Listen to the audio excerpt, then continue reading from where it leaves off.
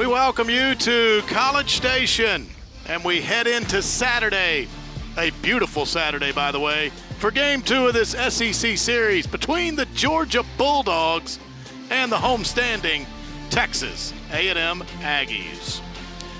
We're so glad you've joined us here in the broadcast booth. I'm Will Johnson with the man who played third base for the Aggies last year, Wyatt Hensler. And Wyatt, when we look back to last night, Georgia got this series started off right for them. They get the win, and they just keep on swinging it. That's right, Will. First off, thanks for having me. I'm excited to be here and switch into the booth from the field. And no, this Georgia team makes its bread and butter on power pitching, power hitting, and that's exactly what we saw last night. They were slugging. Yeah, let's get you some of the highlights of how Georgia won it an evening ago. Home runs, that's what they do, the power, and they got one in the top of the first inning. When Henry Allen went yard, it was a 3-run shot, and Georgia just did not stop from there. They had 15 hits in the game. 3 of those left the yard. Michael O'Shaughnessy there, and it was a 5-2 dog lead after 3 innings. The game kind of went silent until Georgia erupted in the late frames again.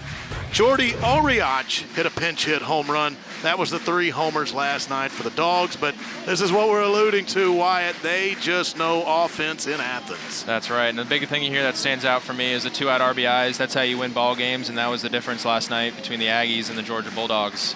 341 batting average and getting it done with 2 outs. So here is the lineup that the Dogs will employ today. It will start with Ryan Black and then due up here in the top of the first after Black is Trey Phelps and Daniel Jackson. The 72 homers by the Dogs this season, they lead the nation. All right, so let's go. Saturday, blue skies above us, the sun is out. Where else would you want to be than a college baseball stadium? And this is one of the best in the country, Bluebell Park. Weston Moss on the mound for A&M. He fires away, swing and a miss on the first offering.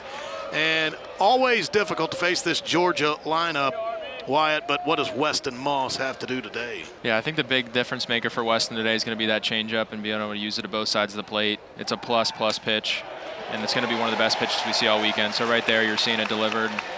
Good take there from Ryan Black, but here we go. Let's see what he's got today. Georgia was really good with 2 strikes last night, and Black finds himself down in the count immediately on this Saturday. A bit low on a 1-2 now.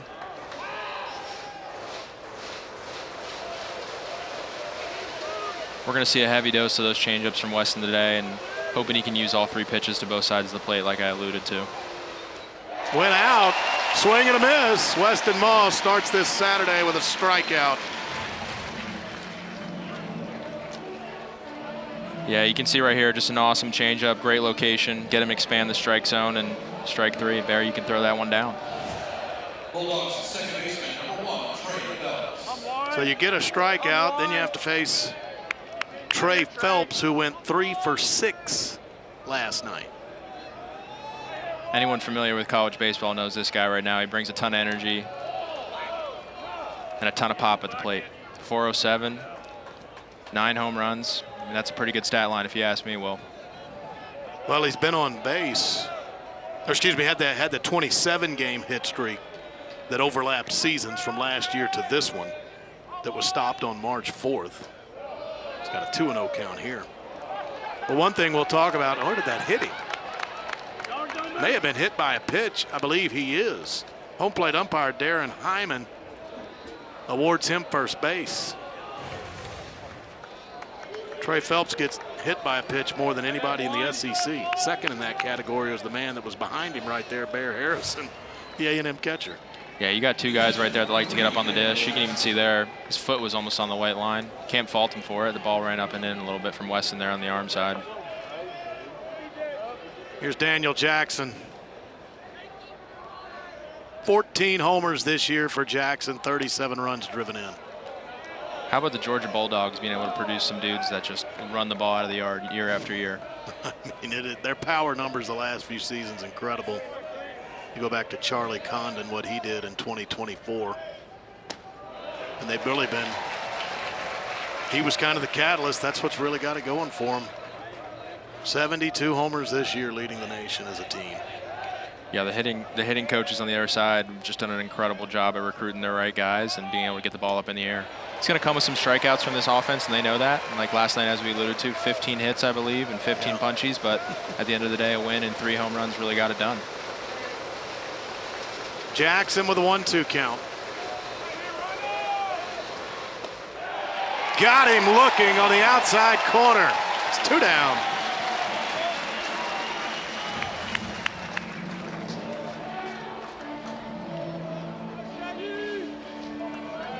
Got him with a breaker.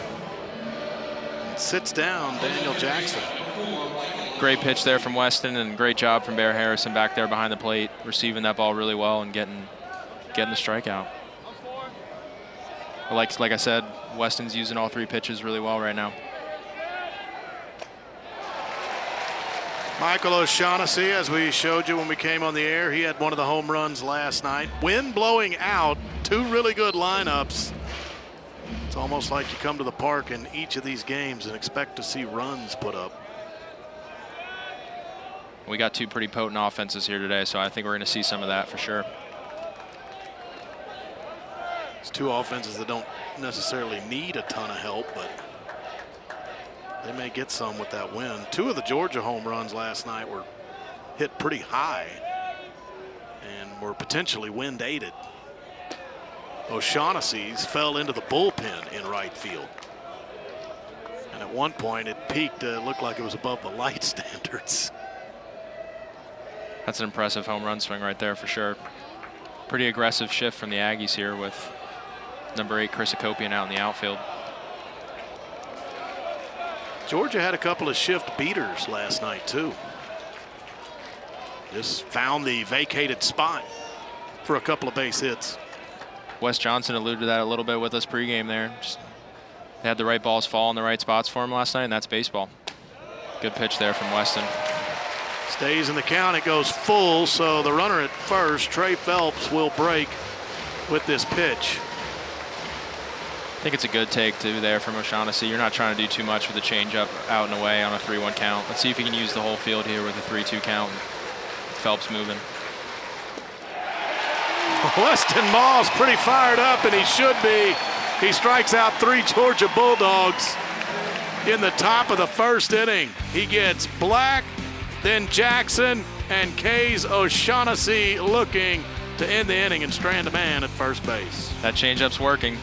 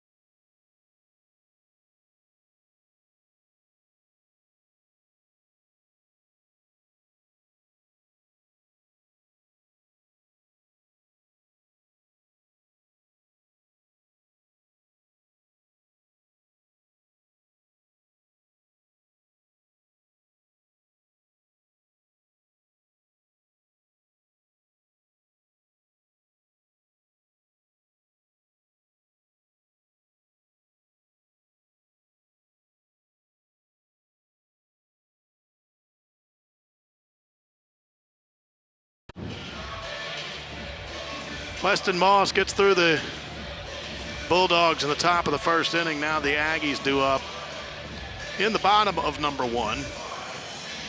Told you how vaunted that Georgia lineup is, but you can say the same thing about the Aggies. One of the more talented and deep lineups in the entire country. It'll start with Gavin Grahovac. And even at the bottom of the order, you think about Terrence Keel and Boston Kellner. They hit 7th and 9th, but they've been on base in every Texas A&M game this season. That's right. I mean, you're getting the tone set by some of these big guys at the top of the order, but don't sleep on the bottom of this lineup. These guys are getting it done. Terrence Keel is no one to sleep on. No one you should be looking past. The guy's a walking base hit. Bear Harrison's getting on base at a high clip. Some of the most hit by pitches I've seen, along with some of these guys on the Georgia team. So great staff. Georgia on the mound, Dylan Vigue. This is a Michigan transfer. 2 years at Michigan now, pitching in Athens for the Dogs. We're we're getting a little bit of a different look here than Weston Moss. This is going to be more of your sinker slider guy trying to work in the bottom of the zone. Really want to see the Aggies get some of these pitches up in the zone and try to get the ball in the air with the wind blowing out.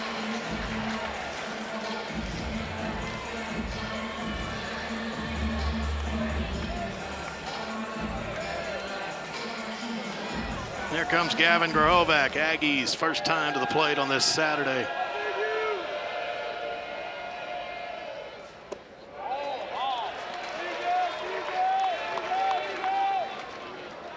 Grahovac himself has been on base 15 games in a row.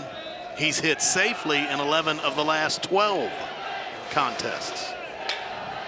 Chopped. Long throw from the third baseman, Michael O'Shaughnessy, and he will get Gavin Grahovac. That's going to be what Georgia's trying to elicit right there, and that's what the Aggies are going to try to stay away from on offense. You got a sinker guy going. He's going to really try to induce those ground balls and make the defense work. The Aggies got to try to set their sights a little bit higher and get the ball out in the air.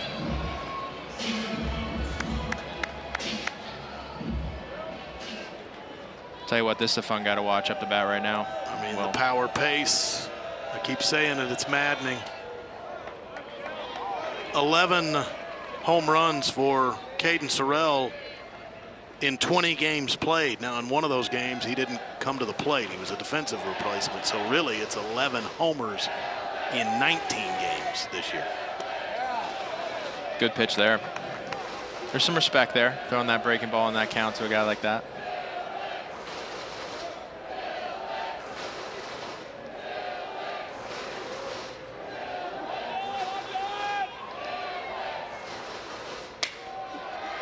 Another ground ball.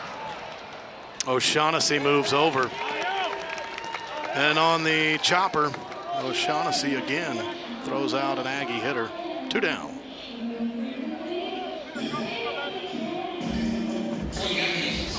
Doesn't get any easier with Chris Akopian here. I mean, kind of marveled last night that they had him at only 4 times this year he swung and missed. Contact's incredible. His ability to see pitches, incredible. I saw a stat last week that he's rocking an 8% chase rate and an 8% swing and miss rate. Yeah. And yes, that is unheard of, especially in the SEC these days. Obviously, he's missed some time this year, but just an incredible makeup at the plate. I was talking to Mike Early, the Aggies head coach, before the year about Chris Akopian, and he said what makes him so good is you can get him with a pitch. You just won't get him with that pitch again. His recognition, kind of the memory bank that he puts it in, is so good. You just don't get him with the same pitch twice. And if you talk with Coach Early or any other high-level hitting guys, that's really what you're trying to preach at the plate, and a lot easier said than done, is you're trying to be pitch to pitch. You're gaining information as you go and face someone. I don't think Chris has faced most of these guys yet. So you're just trying to build that memory bank, as you said, and be able to establish those visuals and make adjustments. But Chris does it as good as anyone I've ever seen. 2-2 to the Maryland transfer. That's off the end of the bat. And the catcher, Daniel Jackson, will manage to barehand it right out in front of home plate and throw out Hakopian. So it's a 1-2-3 inning for the Aggies in the bottom of first, scoreless as we go to the second.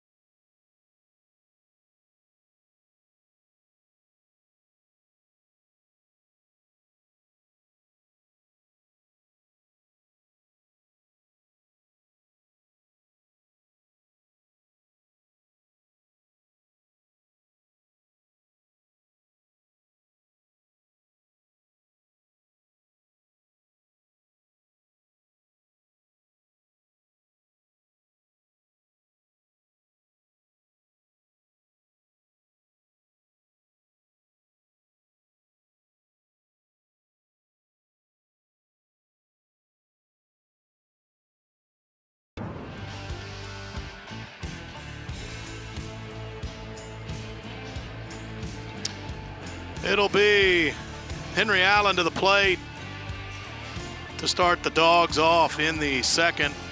Last night, his top of the first home run, 3-run shot. It got Georgia started. The 3 homers last night, the 72 for the year, and they have hit a home run, at least one in every game this season. It was an impressive one last night, too. 104 at that launch angle to get out. That's as impressive as a homer as you're going to see. And some sky-high homers from the Dogs an evening ago.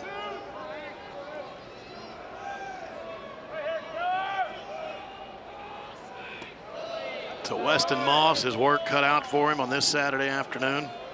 He had to face a good Oklahoma lineup last weekend. I don't know if he was great, but he hung in and he fought through that Sooner lineup to get the win last Saturday. Had a tough first inning, but managed to stay in the game and got the Aggies through 6 innings, allowed 5 hits and 5 runs through a season-high 98 pitches to get the victory. Yeah, it was impressive how he settled in last week.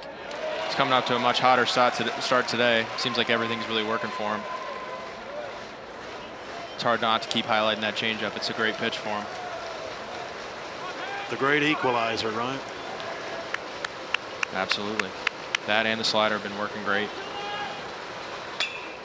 Fly ball here. Shallow center field.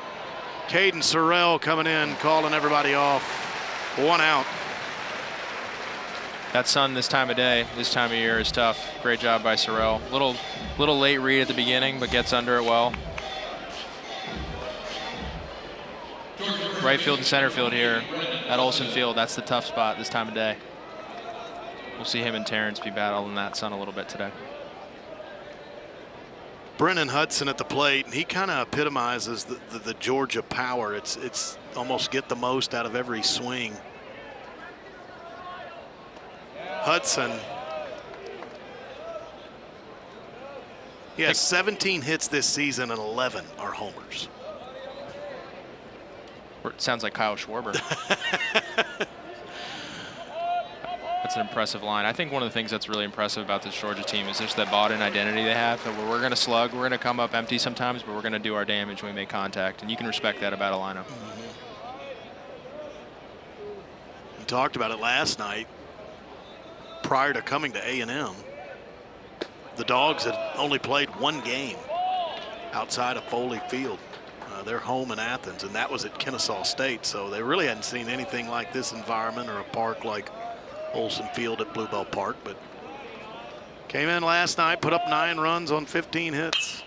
This is to center field, and it's backing Caden Sorrell up onto the track, and just as he crosses onto the track, he will make the catch. 2 down in the top of 2. Georgia, their head coach, Wes Johnson. Georgia put up a record of 43-17 in each of the first 2 seasons with Johnson as the head coach. In 24, they made a super regional. Last year, they made a regional. And he's got him in the top 10, ranked 7th in 2026. As impressive as a resume as it gets right there. Instant success here at Georgia after coaching one of the best college teams ever over at LSU. We got to chat with Coach Johnson prior to the game today. Last night, Coach Johnson put Jordy Oriach in the game as a pinch hitter late, and Oriach delivered the 3rd homer of the game for Georgia over the right center field wall. Definitely a physical makeup right there. Earned his chance to get in the lineup today to start after that one yesterday. Good matchup for him today, too, with Weston to get the lefty in there. Oriach, he's hit one deep here on this Saturday. 2 days in a row, Jordy Oriach leaves the yard. Did it last night, does it this afternoon, and he stakes Georgia to a 1-0 lead in the top of the 2nd inning.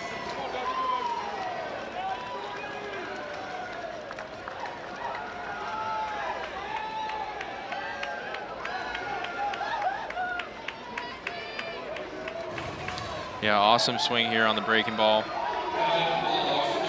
Stays back. Hits out in section 12. 103, 397. There's nothing wrong with that. The Dogs like it. They bark early. 1-0 lead, and Colby Branch coming to the plate. Hard cut, a swing and a miss. This is one of the guys that I tried to highlight and ask some questions with Wes Johnson about a little bit. You can just tell the veteran presence that this guy has had in the middle infield for Georgia for the last year or two, and just has a great makeup. You can tell is just the vocal leader of this team. We'll talk about it as we go along today, but you played with the Aggies at Georgia last year in Athens. Sounded like you had some high marks for Colby Branch and Trey Phelps, that middle of the infield. Yeah, this is one of those teams you play against, and I hadn't met any of these guys personally outside of that series, but just a really good group of guys. Cool to compete with and share the field with. A lot of respect for what they do, and Colby was a good dude to talk with in the infield. Really good makeup. We were talking to Wes Johnson. I think he only made 4 errors last year, Will. I mean, Wes Johnson thought, maybe he should have been the Gold Glover in the SEC last year. Branch is part of we talk about how Georgia can hit, but Branch is part of a terrific defense for the Bulldogs. They came into this weekend as the best fielding team in the country at 991. Now, Branch did have an error last night. It was their only error of the game. It was his first error in a long time. That's right. I think that's something that's overshadowed a little bit. It's pretty easy to highlight this offense and their ability to drive the ball out of the yard.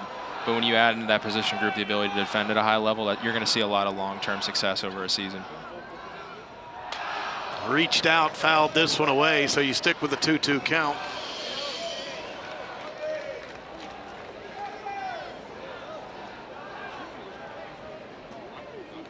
Weston really challenging Colby with the fastball a lot in this count. See if he can put him away here with the slider, down and away.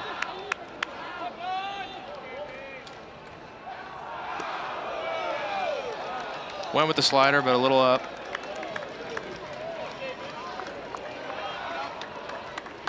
See if Branch can keep using that right side of the field. We got a big opening over there at second. This would be the time to use it with 2 strikes. Vacated area with the shift on to the left side. Missed away. It's a 2-out walk. Right on cue, that veteran presence. A little lower in the lineup right now, but just consistently has that veteran approach right there. Gets his sight set deeper and stays on that pitch right there at ball 4.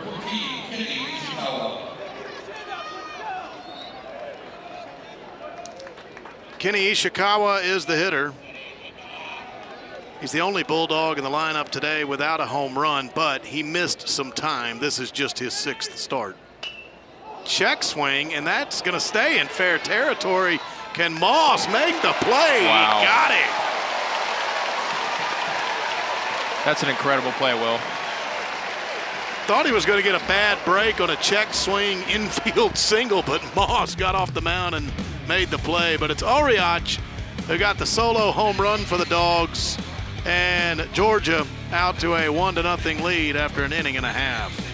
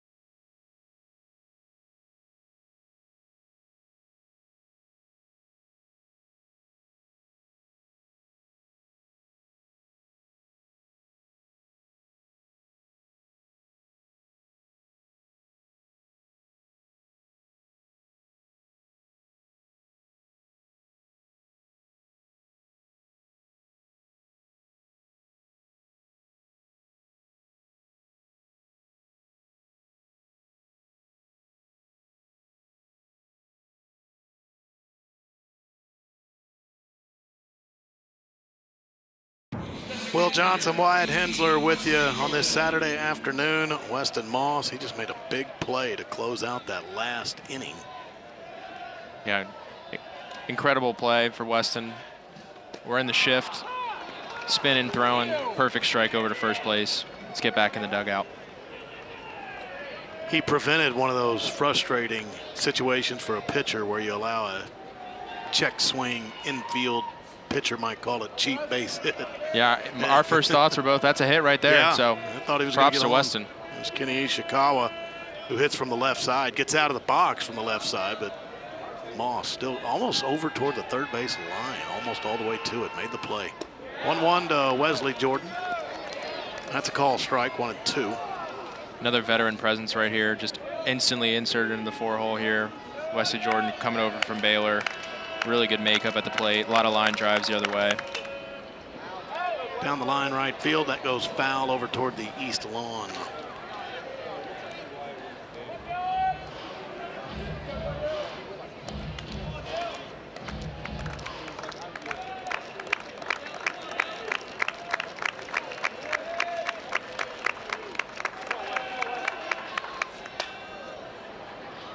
Ground ball at Trey Phelps, 1 out. So here's the play that closed the top of the second. Really athletic by Weston Moss. That's right down the line. Yeah, great play by Weston. Help himself get off the field, get to the next inning, get the bats going for the Aggies. With 1 down in the bottom of 2, Jake Dewar.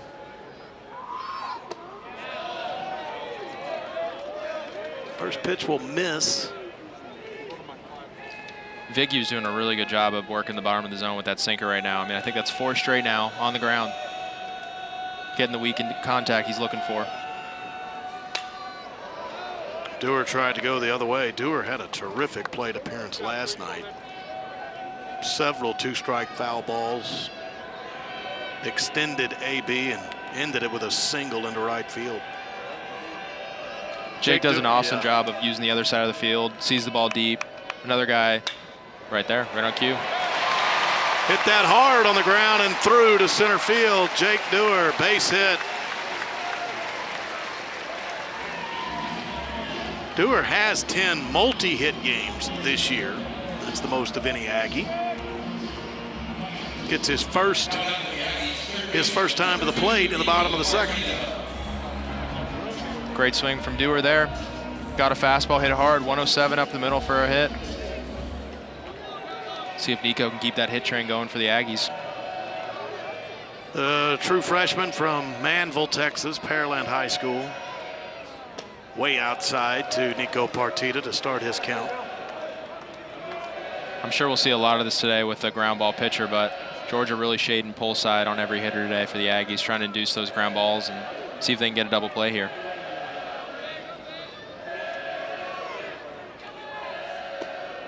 Another breaking ball that stayed way out.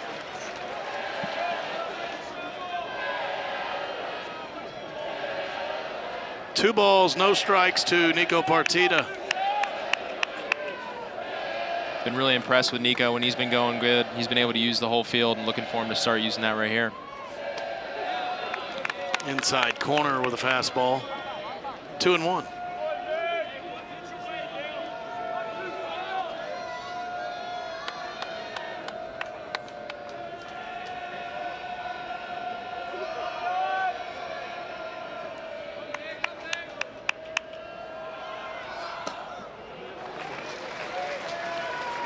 So 3 balls and a strike with a man on and 1 out. Aggies trying to get something going in the bottom of 2.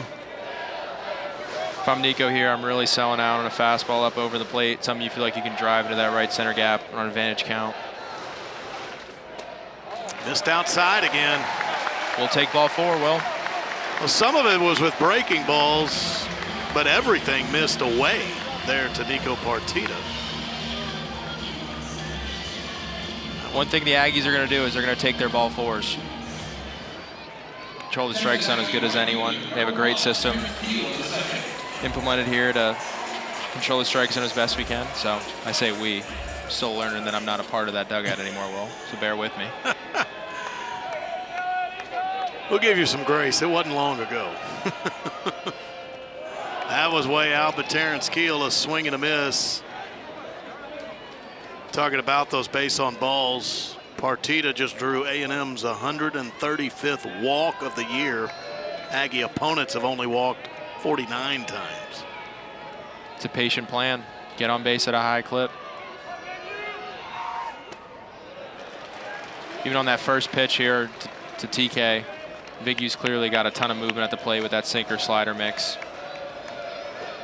See if Terrence can reset his sights, do a good job of getting these guys over.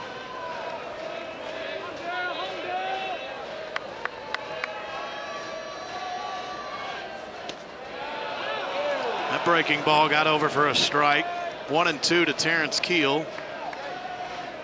I'd expect Viggy to stick with that breaking ball.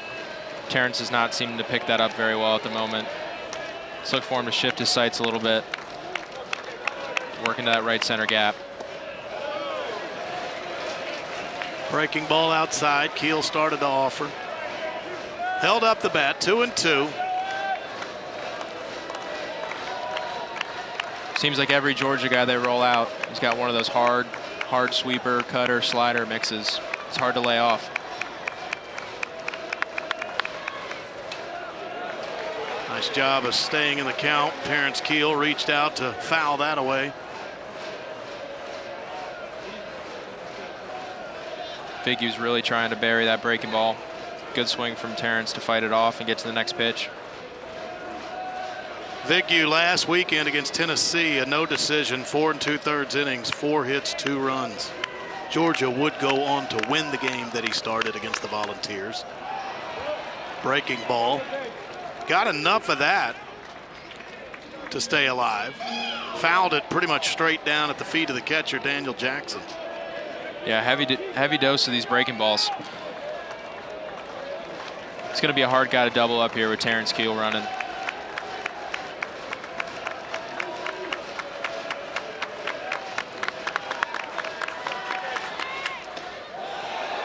Full count here. It's early in the game. Feels like a big pitch coming right here from Dylan Viggy to Terrence Keel.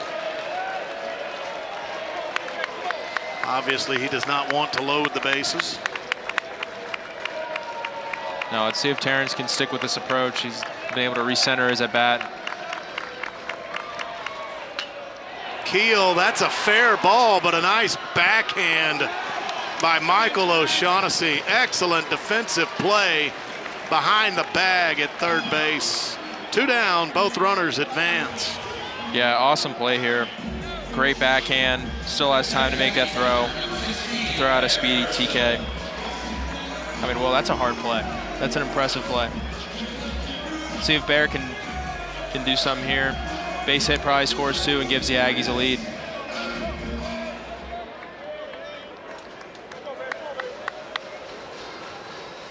That's to the backstop, but it got off the bricks. A bad break for the Aggies. A pitch that goes to the backstop. There's brick back there on the wall. Hits those bricks and comes right back to the catcher, Daniel Jackson. Just an odd play there. That's unfortunate for the Aggies. Fortunate for the Georgia Bulldogs. Wes Johnson's coming out here to have a conversation. Probably just trying to slow down Viggy, recenter him. He's got 2 outs. He's a big pitch away from getting out of this inning unscathed. You know, that's something with the Georgia pitching staff. They were effective in last night, really out of the bullpen what Justin Bird did. I mean, really good stuff. But at times, they come at you with a big miss. And I don't know if it allows you to get too comfortable at home plate for the hitters. Right. No, it's the same thing they're doing on offense. I mean, this is a team built on power and stuff, and you're going to see a lot of draft prospects on these teams. A lot of guys with a lot of velo, a lot of spin rates, a lot of stuff to strike you out, a lot of stuff at the plate to hit the ball out of the yard. And that's going to come with some misses, but that's their identity, and they're willing to accept that. And you're seeing a really good product out here every day.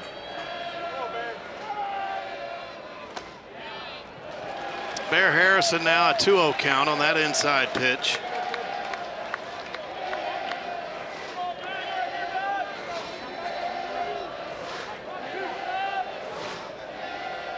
feels like even on some of those misses, Bear Harrison's just itching for one of those hit by pitch as well.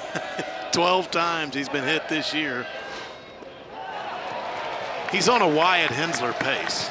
I think he's even beyond my pace. How many times point. you get hit last year? I believe 21 or 22 times. I think Bear's already at, what did you say he's at, 12 hit by pitches? 12, second in the league. And as we said, it's the Georgia second baseman, Trey Phelps, who's the only one ahead of Bear Harrison in the SEC. Wyatt Hensler would be proud of both. Absolutely. 3-0 pitch. You get the called strike. Likely the take sign there for Bear Harrison. 3-1. See if Bear can get on time on this fastball. Really drive that ball out to center field. It's a great pitch. Caught the outside corner. Just enough for a strike. It's a full count now. Viggy's done an outstanding job about keeping that fastball buried at the knee. Good take from Bear. Harrison, opposite field to right, but there to make the catch, Kenny Ishikawa. The Aggies have runners left on second and third there in the bottom of the second. We go to the third. Dogs up 1-0.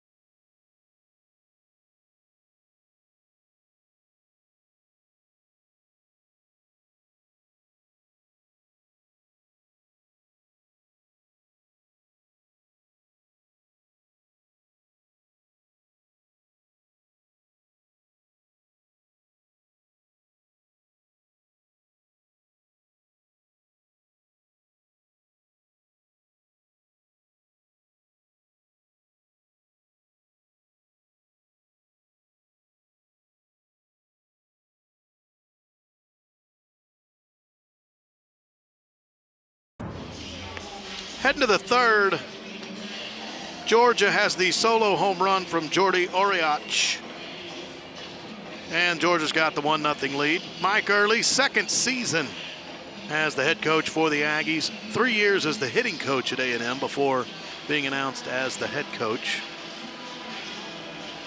Per usual, seeing a lot of emotion from Coach Early.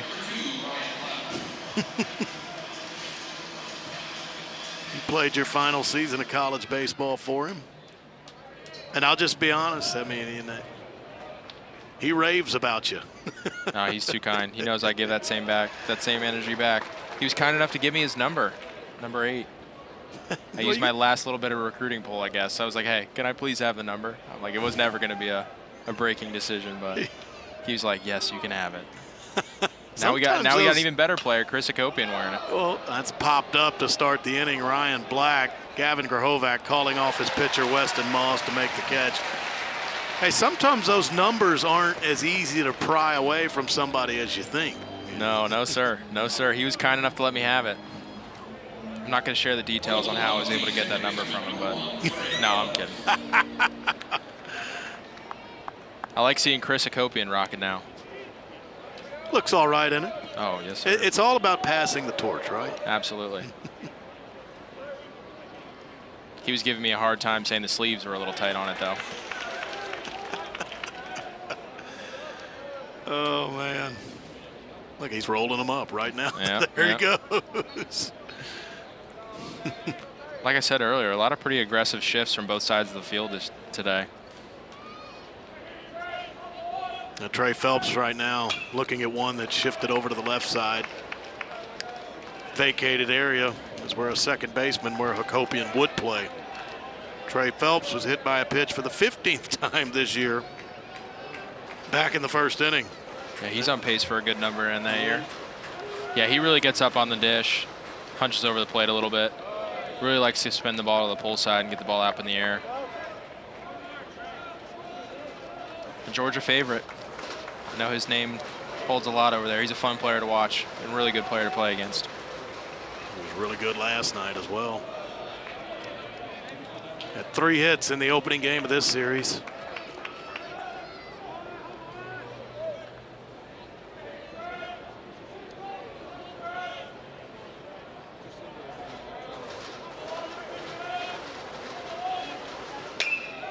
Tag that deep to left. That's a no-doubter. That is off the top of the scoreboard. And he adds one more to it. Georgia with another homer, 2 today, 74 for the year. And it's a 2-0 Bulldog lead for Trey Phelps, his 10th homer of the season. 106 miles an hour off the bat, 435. That's a bomb, Will. That's a really good swing. Trey Phelps, even with 2 strikes, still does damage. Looks like a hanging change up there. Georgia catcher number 3, Daniel Jackson. And you said the key word there, Georgia doing it with 2 strikes again. Last night they were able to get it done with 2 strikes and still gets his A swing off here with 2 strikes and does some damage. And if you're Weston Moss, you allow the towering homer, and then you got to go against the home run leader. And Daniel Jackson came into this series. Jackson did 2nd in the nation in home runs and total bases. Top 5 in the nation in runs driven in. 37 RBIs this year. It's an athletic backstop right here too. I know Coach Johnson was even highlighting some of his speed that's undervalued a little bit. He's got 11 stolen bases. Don't see that a whole lot from a catcher. Now he's hit this opposite field to right. And he has left the yard. 15th of the year for Daniel Jackson. And the Bulldogs go back-to-back. Phelps, then Jackson. 3-0 Georgia. It's an impressive swing there as well. 108, 435 to right center. Stays on this breaking ball really well. I mean, breaking ball in the outer half of the plate, driven out into section 12. You can't draw it up any better than that. Great swing from Daniel Jackson. So he adds to those totals. 15 homers, now 38 RBIs for Jackson. Michael O'Shaughnessy struck out looking back in the first, had the home run last night that fell into the Dog bullpen. A&M will get a mound visit here from Jason Kelly, their pitching coach. Moss worked through the first inning, striking out 3 Bulldogs. Allowed a solo home run to Oriach in the second. Back-to-back solo shots in this inning from Phelps and Jackson. This is definitely a necessary pitching conversation from Coach Kelly here. Just trying to settle him down. Weston Stuff's looking good today. Just 3 pitches hung. He's only given up 3 hits. This is a great opportunity to see if he can settle in. Get that fastball changeup combo working for him again.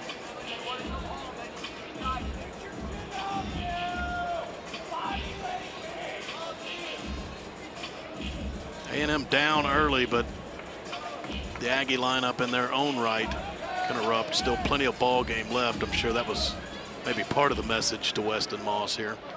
He really just made 2 mistakes on some pitches earlier. It was a hanging breaking ball earlier in the game. Phelps hanging changeup. That pitch to Jackson was pretty competitive. That's just that good of a swing. Breaking ball on the outer half of the plate, driven over section 12. Yeah, he's that good of a hitter. Sometimes you got to tip your cap. Yeah, he can make that happen even against the best of them.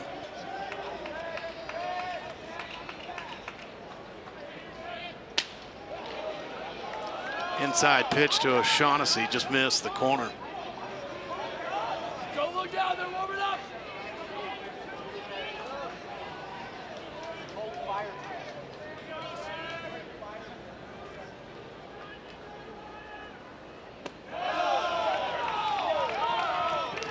Breaking ball stayed in there.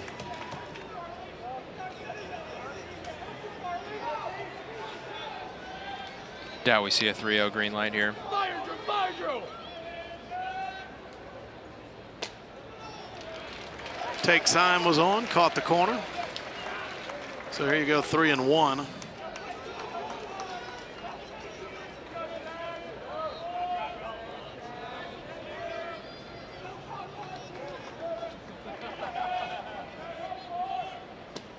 Good pitch. And Weston Moss trying to come all the way back.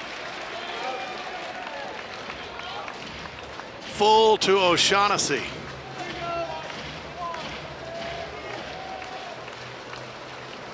See if West can sit this guy down, get the momentum rolling again, get that confidence level back.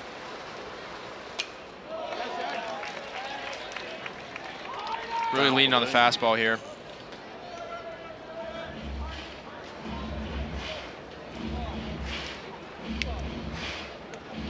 Good job by O'Shaughnessy, just doing the right thing with 2 strikes. It's fastball in, you're just trying to fight it off and get to the next pitch. Nice pitch, breaking ball. Yeah, he was out in front, swing and a miss.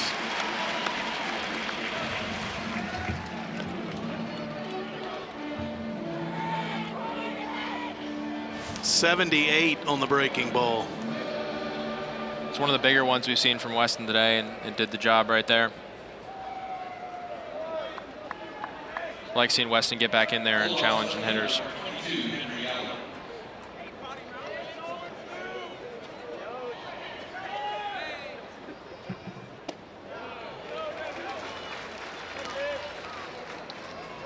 Really, most of the damage has been done on the breaking stuff today from Weston. The fastball's been in the strike zone well and hasn't been hit around at all. Some hanging changeups and sliders has been the difference. Right there again, another fastball by him. Coach Kelly's leaning on that in the pitch calling right now. And he's got Henry Allen down in the count 0-2.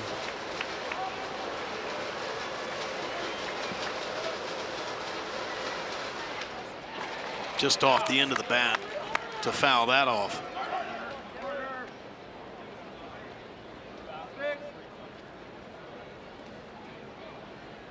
One of the things this Georgia team does a better job than almost any team in the country is getting that ball in the air. Those hanging breaking balls are something they're really going to be able to get the hands out and extend it on and get the ball out of the yard. But sometimes it's going to come at the extent of being late on some heaters, and that's what we're seeing right now. Just a little tardy at the plate, Will. And they've come to A&M. They've elevated a few of them. 6 homers by the Dogs and a little more than 11 innings. Line drive hit by Henry Allen into left field. He's got a knock with 2 outs. Good adjustment. Good adjustment from now on there. He's a little tardy on those fastballs that early count. Does a good job with 2 there. Hits one real hard out in the left. And right there, even what we were highlighting with Akopian earlier, just learning pitches. Saw a couple strikes on those fastballs early. Was able to get that memory back and make the necessary adjustment to make some really solid contact later in the at-bat.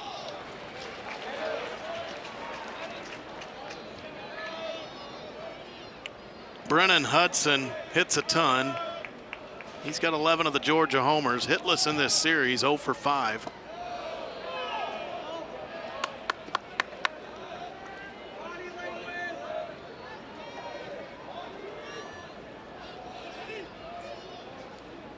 See, he makes the most out of his swings.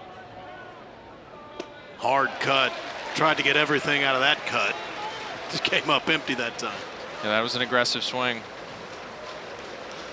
Like we've been highlighting all game, well, these guys try to get their A swing off every time.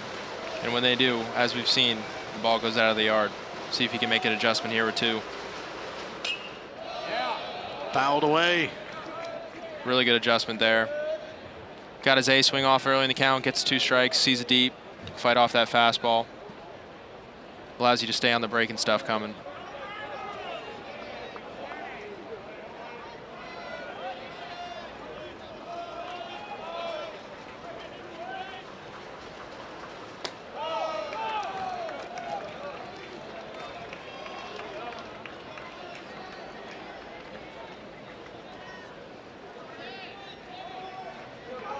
Hudson's putting together a good at-bat here.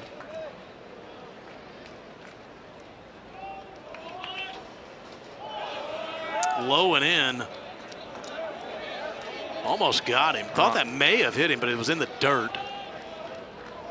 I don't know how they didn't get a piece of him. Yeah. If you're Weston, you're happy it didn't. Yep, still got a chance here if you're Weston Moss. We were highlighting that earlier as well off camera with Coach Early, actually, the hit by pitches. Nothing better in baseball than an 0-2 hit by pitch if you're a hitter. And nothing worse for a pitcher than a two-strike hit by pitch. Some of those frustrating situations you can get in. This is in foul territory. The Aggies, actually, it's Weston Moss who makes the catch after getting tripped up by his shortstop, Boston Kellner. Terrific catch. Second excellent defensive play of the game by Weston Moss, but he remains down. A&M was shifted over to the right side, so there were long runs for everybody into foul territory to go get it. Great play, Weston Moss, but remains on the turf. We will check him out when we return to Bluebell Park.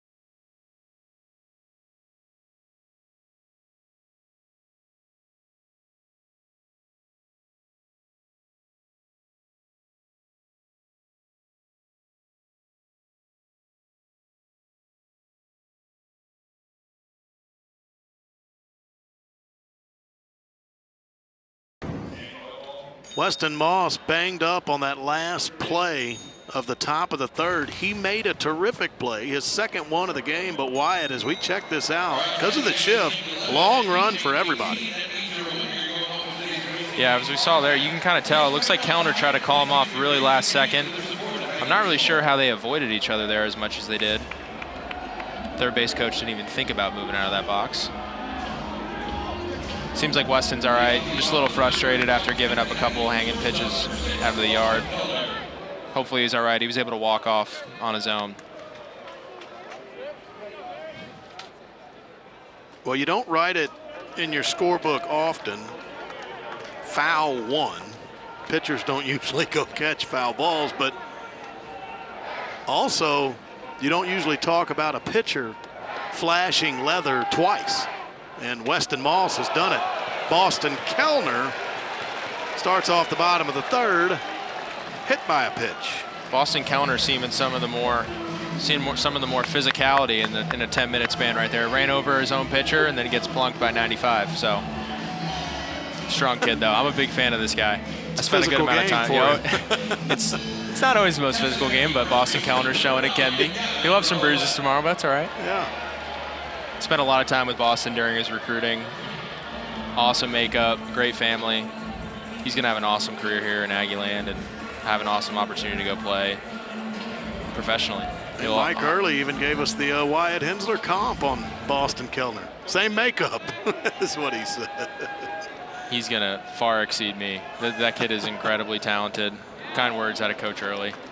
Yeah, we spent some good time together. We had some similar swing stuff, so we spent some time together during his recruiting when he was here at Bluebell, and yeah, just can't sing enough praise of that kid. I'm really a big fan of him. Gavin Grahovac at the plate, but going back to Boston Kellner, I just think it's so impressive that you come to college baseball as a true freshman.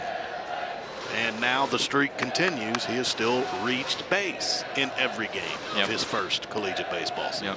It takes his pretty special makeup, and Gavin Grahovac is another example of that, to come in as a freshman and be able to man an important position like that, especially shortstop. As a true freshman at shortstop, to be able to have the composure and the awareness to go about that on a given basis.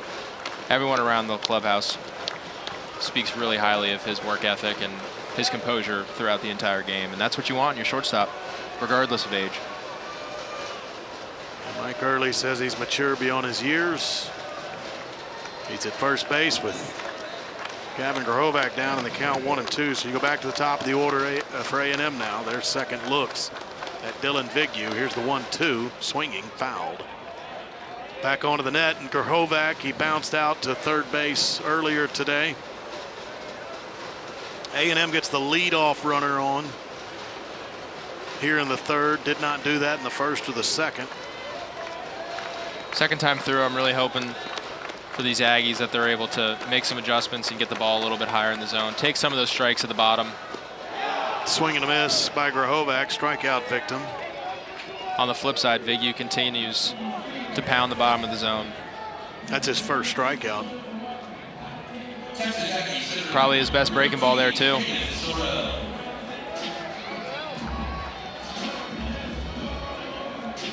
He's really just been a two-pitch guy today, Will.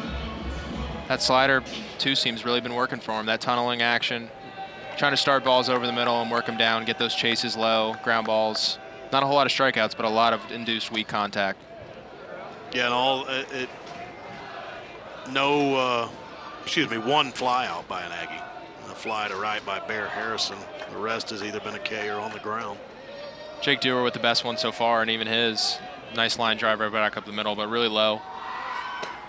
Vignew's gonna have a ton of success if he keeps the ball at the bottom of the zone. It's hard to keep that ball off the ground. But I'll tell you what, one of the best low ball hitters I've ever seen is up to bat right now, so I'm not putting anything past someone being able to handle the bottom of the zone. He can lift a low ball, too. How about that home run the other day? 18 degrees, 112 miles an hour, home run.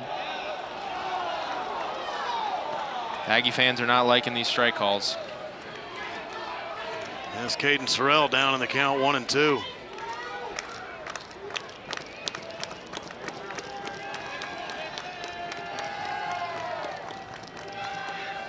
Way out.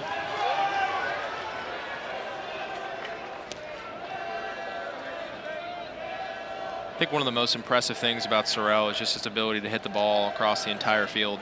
I mean, you've seen him, we've both seen him hit balls on either line, pole to pole, home run, line drive. Right there. Tagged. Right on cue. On a line into the gap. Grahovac is going to round third base and come to the plate. Throw to the plate, not in time. The Aggies are on the board.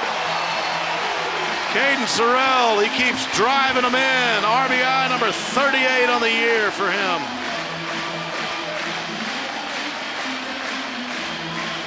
Awesome two-strike swing from Caden Sorrell. Beats the outfielders and Kellner gets moving. Let's take a look here.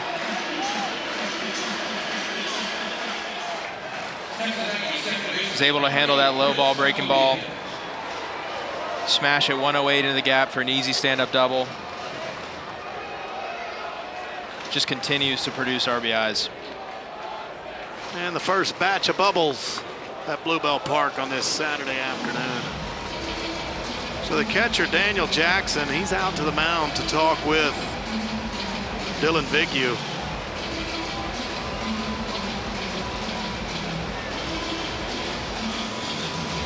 Vignew will have to face Chris Hakopian here after the double by Sorrell.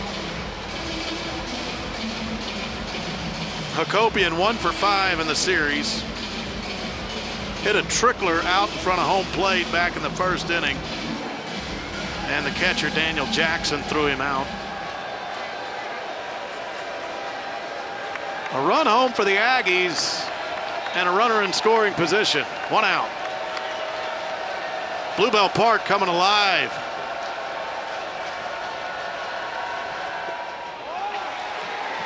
Miss to start the count on Chris Hakopian.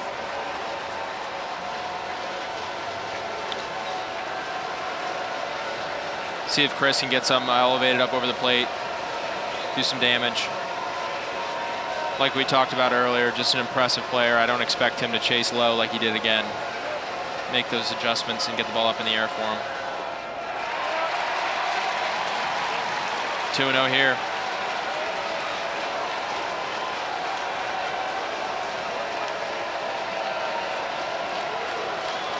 This is one of the great environments in college baseball, and Dylan Vignew feeling that atmosphere right now.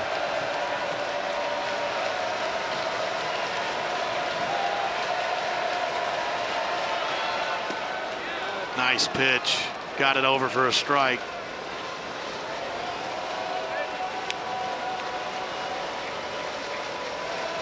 Again, Vignew last week 4 2/3 against Tennessee. No decision, but the Dogs would go on to win that game. Trying to get through the third here in College Station. Got a swing and a miss by Chris Akopian, a rare one. Yeah, Chris is having problems pulling the trigger on that one a little bit right now. Smart hitter, though. He's going to make his adjustment work right center right here. Good pitch from Vignew. Tip your cap. 2-0. Chris is staying on the heater. Throws him the breaking ball. Goes doubles up on it. Fights that one off. Chopped over the head of Cliff Pennington, the Aggies' third base coach. Still got Chris a little out in front. See if Vignew can bury one here on him. Not the guy you want to make a mistake to here.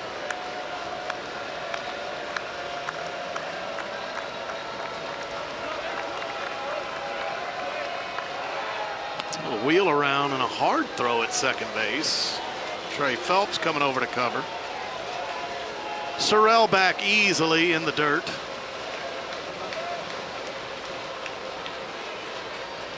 Still away to 2-2 to Chris Akopian. Chop that foul as well. Same spot.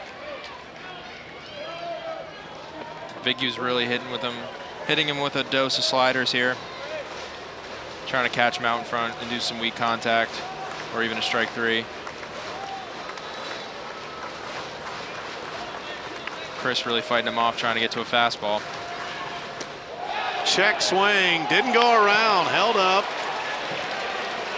So you got a full count now. That was close. Looked real close to me from up here, Will. Ooh, may have crossed home plate just by a bit. The Aggie faithful are happy with that call right here. Yeah, he gets new life. Full count. Really sticking with that hard slider. Seem to like the matchup. Chris is seeing a bunch.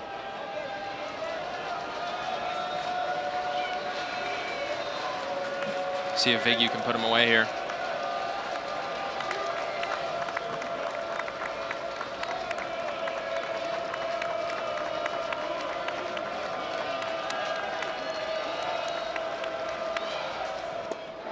Swing and a miss. Chris Akopian, that's just the fourth time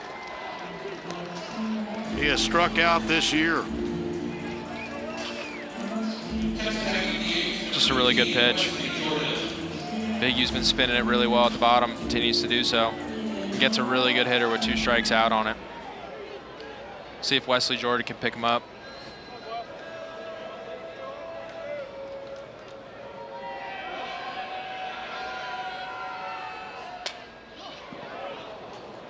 Foul just off the bag at first base.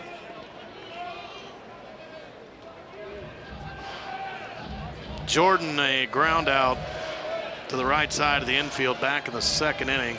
It's been a rough weekend for him so far. Doesn't have a hit in this series.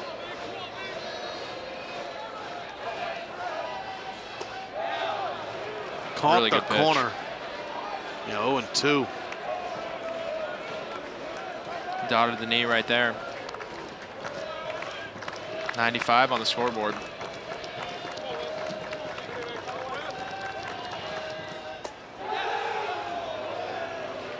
Great pitch, great take. See if Wesley Jordan can make this a 1-run game right here. Hit should score him easy.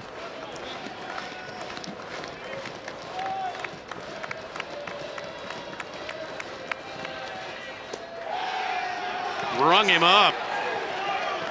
Call strike 3, and that'll leave Caden Sorrell at second base. But with Sorrell's double, the Aggies do get a run. Figure comes up with a big pitch against Jordan. 3-1 now as we go to the middle innings.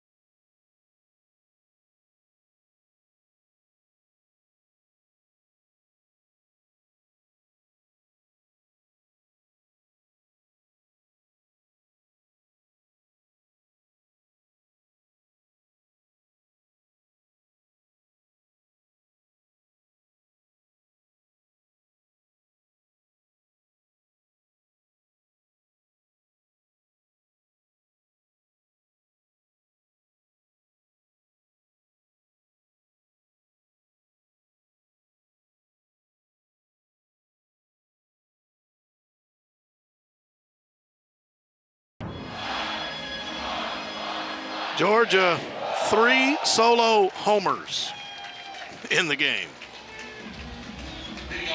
by Jordy Oriach, Trey Phelps, and Daniel Jackson.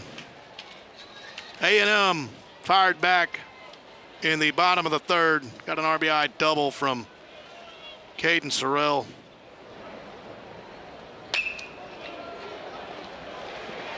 Oriach swinging here. Chris Akopian playing in shallow right field. Throws him out.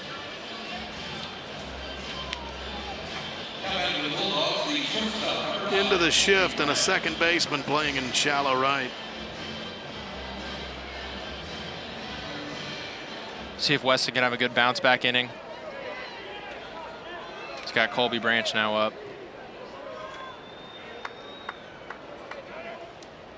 The shift just goes over to the other side in the dirt on the first pitch. We got quite the pull side shifts today. A lot of guys that tend to induce some ground balls on the pull side, on both sides.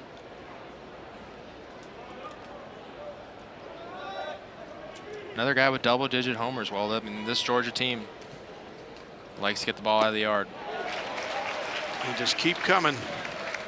Foley Field is one of the most generous parks I've seen to play in, too. It's a fun park to play in if you're a hitter. If you're a pitcher, it's not as fun, I'd say. But beautiful park, awesome fans over there as well. 2 just awesome baseball programs.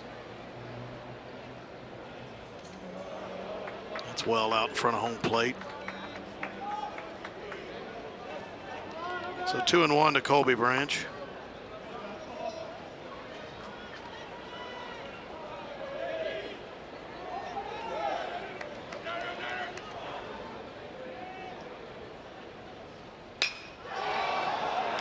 Deep to left center. And Colby Branch has left the yard. It is now 4 solo home runs hit by the Bulldogs. 11th of the year for Colby Branch. Yeah, Colby stayed on that fastball well, drove it out into the gap. I think this one caught a good amount of plate here, Will. Yeah, right down the middle.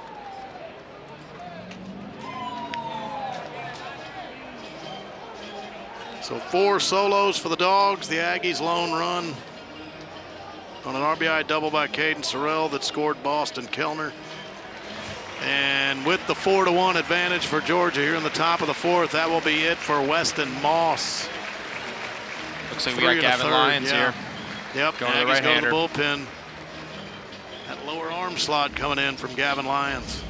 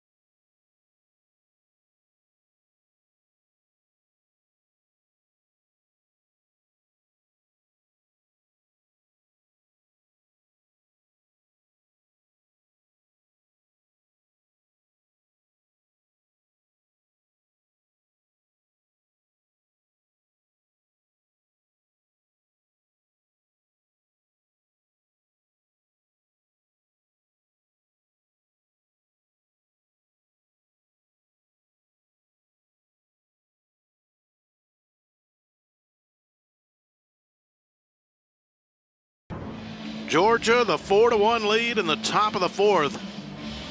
And they've sent the Aggies to the bullpen. 4 solo homers. Second inning, Jordy Oriach. 1-0 Dogs. You can keep counting. Trey Phelps in the third inning.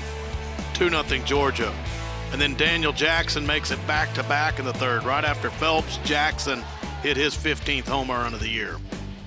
And then moments ago, Colby Branch. Solo shot to left center. So the Aggies will lift Weston Moss. They'll go to the bullpen. They put Gavin Lyons into the game and kind of can do it all for the Aggies, Wyatt. He's been a starter. He's been out of the bullpen. He's been effective as both. Yeah, he throws a ton of strikes, and he's a really unique arm angle.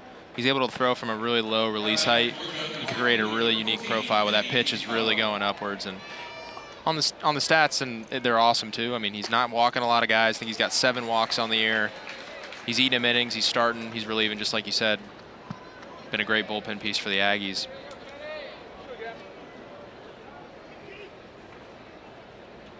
Faces Kenny Ishikawa to start his outing.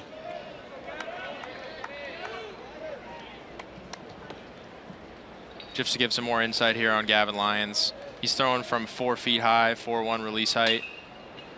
And that ball's really taken off on an upward angle. So it almost feels like he's throwing those fastballs down there from the dirt to a hitter, which is a really unique angle that it's really tough to pick up if you're a hitter. Velo's not going to blow you away, 90 miles an hour, but like I said, just a really unique arm angle you don't see a lot of in college baseball. We talk about a different look. Certainly does come from Gavin Lyons. And throws a ton of strikes. Really fills up the strike zone and has done a great job of that all year. And he's had a busy week. On Sunday, he threw 55 pitches against Oklahoma. On Tuesday, in the Aggies win over Texas State, he threw 58 more. But he's a starter, so he's a guy that can get some distance even if it's out of the bullpen. And right now, with where the Aggies are at in their bullpen, it's going to take some guys like that stepping up and be able to eat up some innings. Had some tough luck with some injuries. Cade McCoy, Josh Stewart recently, and others. So guys like Gavin Lyons stepping up are going to be the key. Great pitch. And he got Kenny Ishikawa, first man that he faced.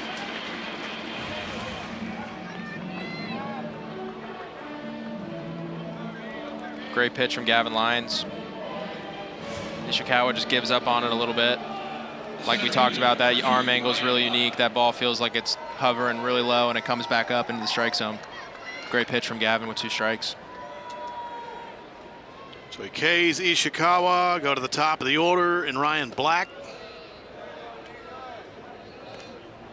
Black 0 for 2, a strikeout and a pop-up.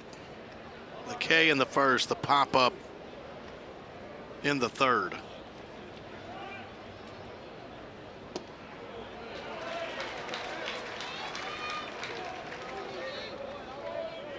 Ryan Black's got some really good pop in the bat as well. I remember watching him at Georgia last year taking BP and launching balls up into that fraternity area way outside the field. So he's got some pop. 5 home runs to show for it so far. Up on the hill, back behind Foley Field, the right field wall. One of the more interesting pieces of a ballpark I've ever seen.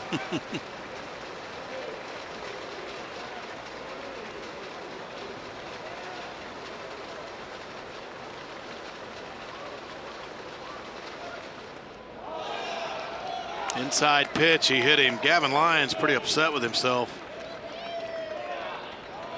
Kind of kicked some dirt around after he hit Ryan Black with that pitch. The classic 2-strike hit by pitch. One side's thrilled, the other side's really frustrated. Gavin's going to want that one back. Now you got to face a guy that's already got a home run today. He's got 10 on the year now, double-digit homers into the second weekend of SEC play. And he's also been hit by a pitch, and he has 15 of those. Trey Phelps.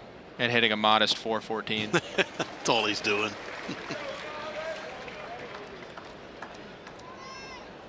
Trey Phelps is having a weekend. 4 of the hits down here in College Station. He is 4 for 7 in the series.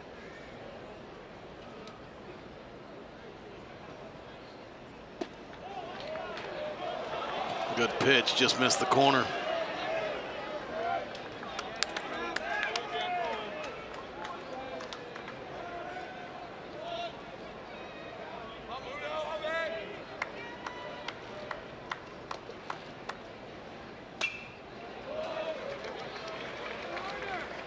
Breaking ball there from Gavin Lyons. Trey Phelps is on it. Pulled off on it a little bit. A guy like Gavin, like we talked about with this arm slot, he's really going to make his money burying those balls at the bottom of the zone the hitters are going to give up on. Susceptible to just getting some balls up in the air, though. So let's see if he can get some weak contact and the Aggies can get back in the dugout and get hitting. Great pitch. Inside pitch and a swing and a miss. Tied him up. Great pitch from Gavin Lyons. Did his job. Strikes out a big hitter in Trey Phelps to end the inning. Georgia added one more on the solo homer by Colby Branch.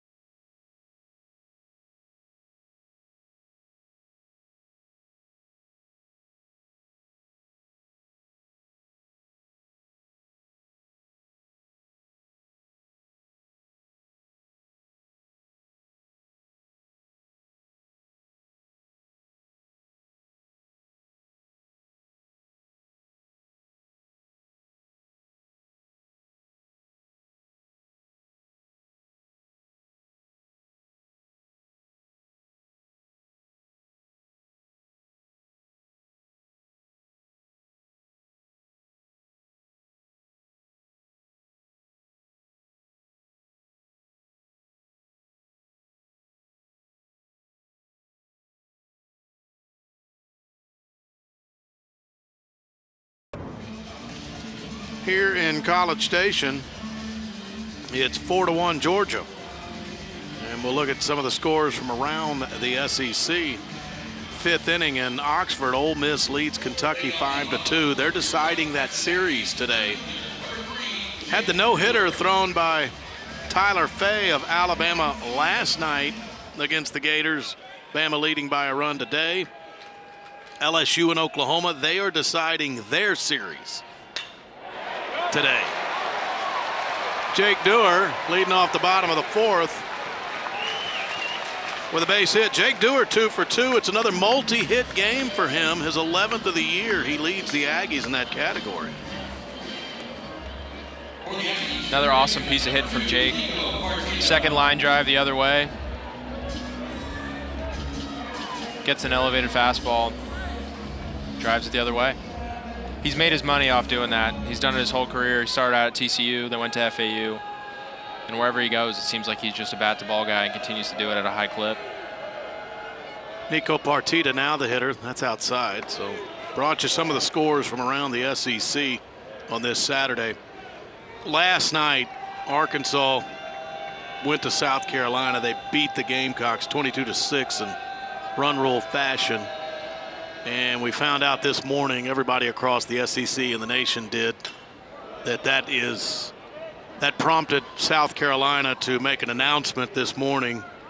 Came from their athletic director, Jeremiah Donati, and their head coach, Paul Maneri, that both had agreed that there would be a change in leadership of the South Carolina baseball program. And Paul Maneri, who had come out of retirement, we'll call it a career with that. But he's certainly a guy that's meant a lot to SEC baseball. Nico Partita to center field, and that's caught by Ryan Black. Deep shot toward the track.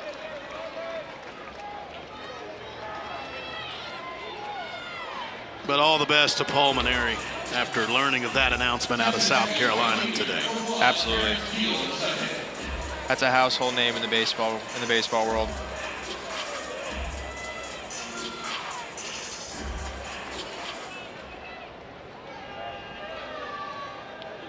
Terrence Keel coming to the plate.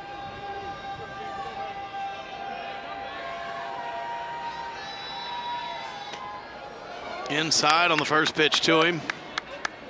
Keel hit last a time he was chopper up. earlier. Yeah, Great play. I thought so too. Michael O'Shaughnessy at third base hit a chopper behind third base, and O'Shaughnessy had to backhand it. And when Keel's running up the line, you have to hurry. And O'Shaughnessy made a great throw to get him. That he did. Tika got his fair dose of breaking balls early in the count, last at bat. See if he made his adjustment in the dugout, working on the approach with Coach early. Knowing that talk, it had a lot to do with using the other side of the field and getting the ball elevated. You're really trying to set your highs high with a guy like this. Everything he throws is tunneling down really aggressively. Anything that looks like it's starting down the middle is going to end up low. You got to really set your eyes high. Really try to drive that ball off section 12 over second base's head.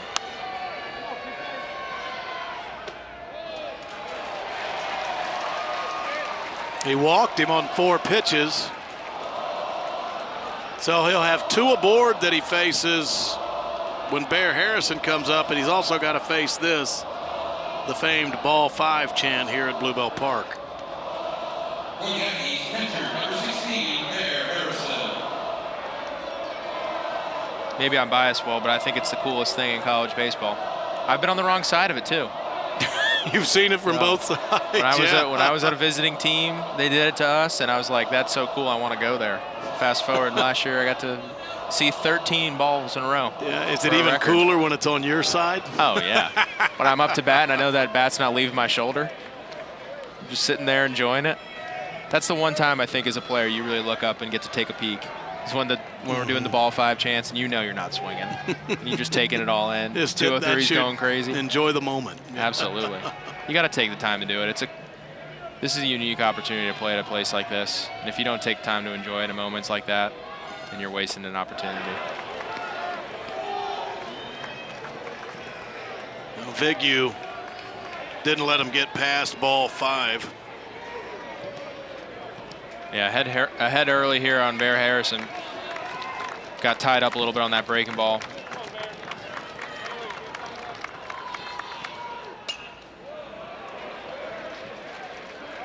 Good job by Bear to spoil that one.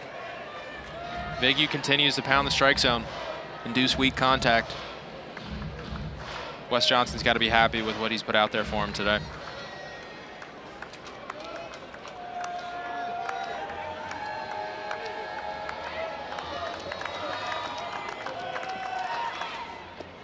Way out. It's one of those big misses I was talking about, but good stop by the catcher, Daniel Jackson.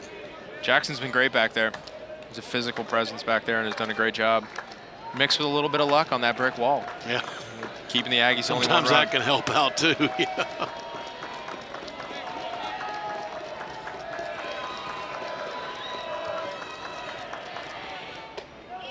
Thought that was going to be the iconic Bear Harrison 2-strike hit by pitch.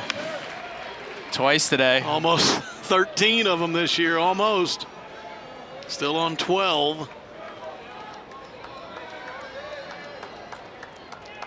But Vigu had him 0-2. He's gone 2-2.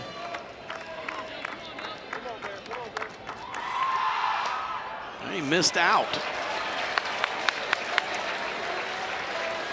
Tell you what Bear's done all year is that's have competitive long at-bats. I know from talking to him, he's a little frustrated with some of the, some of the average stuff isn't where he wants it to be, and we've all seen what he's capable of doing at the plate. But if this is what's low for Bear Harrison, which is almost a 1 OPS and getting on base at a 500% clip or 50-50 clip, excuse me, I think we're in a good spot. Yeah. Having a guy like that at the bottom of the lineup.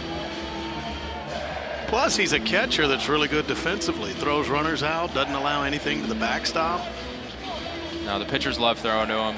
He does a great job back there. He's already stolen some strikes early in the count, or early in the game today. And he's handling a staff that limits walks and throws a ton of strikes, and he's a big part of why that's happening.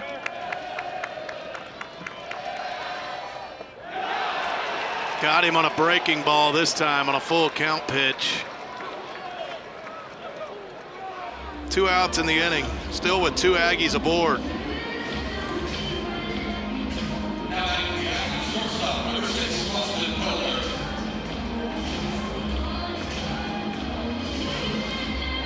Great breaking ball from Bigu there. See if Boston Kellner, the freshman, can get it done. Cut that deficit to 4-2 with 2 outs. 2-out hitting. It's been purely a Georgia thing this weekend. Let's see if the Aggies can reverse that a little bit. Well, Boston Kellner was hit by a pitch an inning ago, and he was aboard when Caden Sorrell delivered his double. Kellner came home with what is right now the only run of the game for the Aggies. He'd like to add to that tally.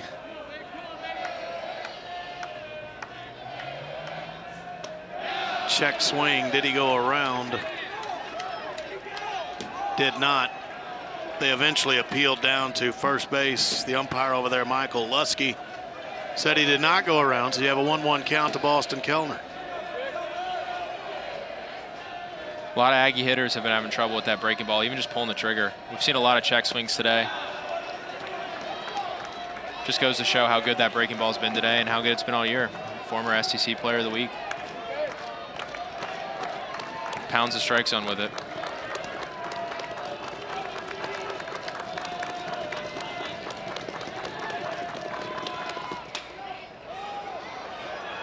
Likely get out of play. It will, right on top of the Bulldog dugout.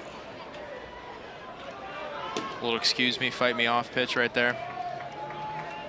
Just trying to get to the next pitch. Just keep it going.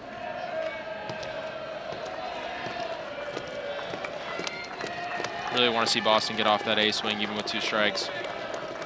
Stay on the gas.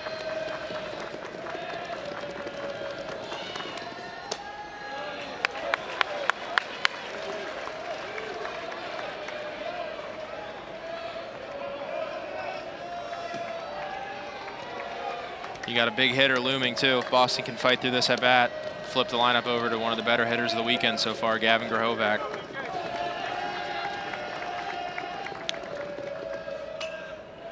Breaking ball, fouled it off over toward the Bulldogs. So he stays in there. One of the best pitches in baseball right there, the backup breaking ball. Impressive, he even fought that one off inside. I think one of the things that's been most impressive for me with watching Boston is just his ability to stay inside the baseball. Just gives you so much room to work with different pitches and adjust. So an interesting situation here.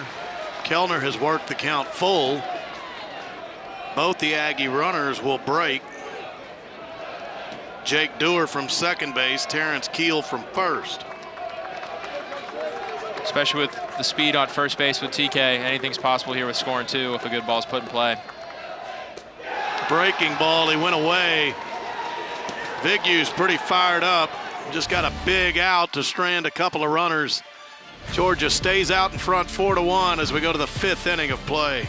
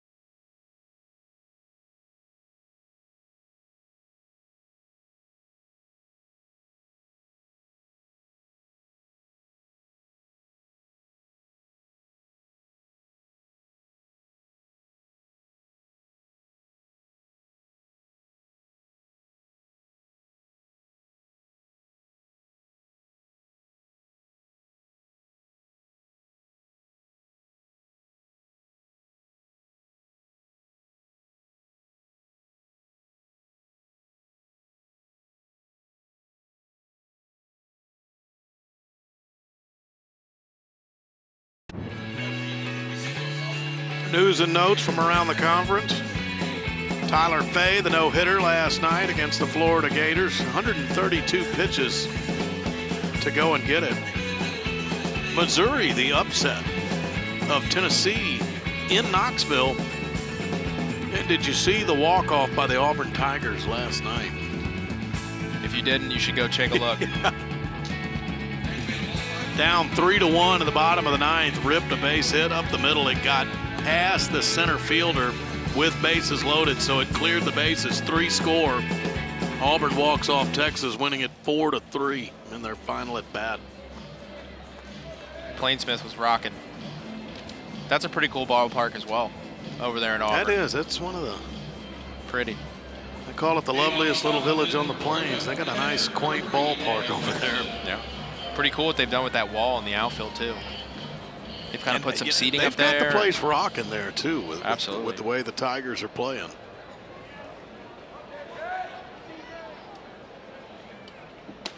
Daniel Jackson to the plate to start the 5th.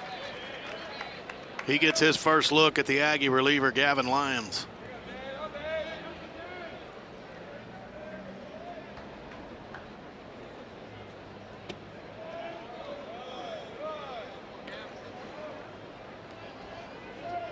Jackson 2 hits in this series.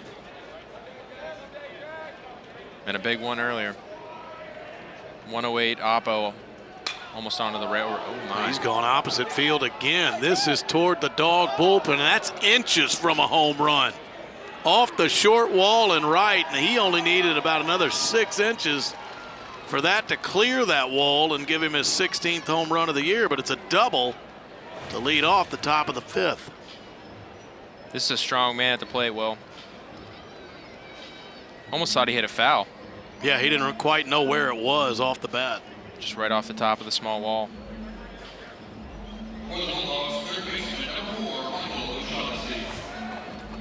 Really impressed with Jackson's ability to use the other part of the field. When you see a guy with that many home runs, you see him, it's pulling off to the pull side often, but we're seeing today that he can use the whole field, be a great backstop, and can also run. Nice play by Gavin Grahovac at first base. He'll flip to Gavin Lyons covering. They'll get Michael O'Shaughnessy. Jackson moved to third base. How about Gavin Grahovac's move over to first base? I mean, he's made it look as seamless as I've ever seen. It's an incredible play from number 9. Kind of hopped up on him late. That was a tough play to get the glove on it, first of all. Tough hop and stays super under control. Even had some style points, if you ask me. They look good. You get down on the dirty, on the dirt, and get the white pants, a little dirty. Adds a little to it. 1 out here. We got the infield back, surrendering a run with the ball in the middle of the field. One of my old teammates, number 12, Hayden Schott. One of the more impressive 1-out guy on third guys I've ever seen, just smacking a play early on and get that RBI. Shout out to you, number 12. As good at moving runners as there's been. But really, though, that's got to be the goal. With 1 out, guy on third, the infield's back. You're really just trying to put it in play, get that run. On the flip side, Gavin Lyons doing a great job here, getting ahead 0-2. Strikeout or an infield fly would be huge here.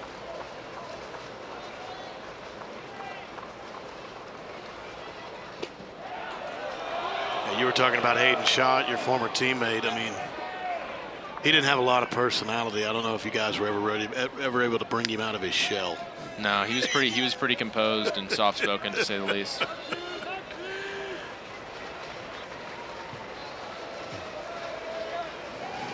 Rumor has it he's thrown out some tweets about me. I'm sure it's negative, knowing that guy, but well, there's always something with he's number no 12. stranger to the social media either. No, he's a good time, though. And I'm sure he's watching this right now, so hello, Hayden. We should make him come on air and read the tweets. I don't know if we can do that. We'll have to screen them first, probably.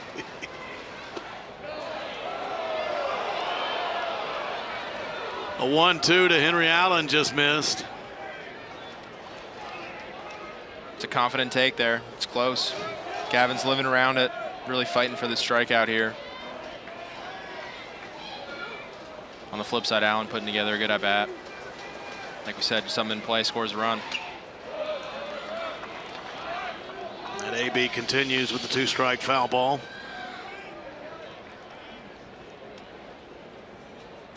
For Georgia, it's 4 runs on 6 hits. For A&M, a run on 3 hits. Still got that steady gust of wind going out, Will. Still a beautiful day out here at Olson. Fly ball will do it too. Just missing low. Full count now to Henry Allen. So Georgia has out-hit A&M in this series about a game and a half into it. 21 hits for Georgia over the weekend, 9 for the Aggies. But it's an A&M offense that can come alive in a hurry.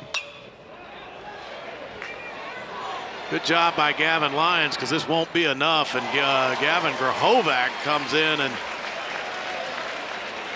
I think he almost overran it, but makes the catch reaching back.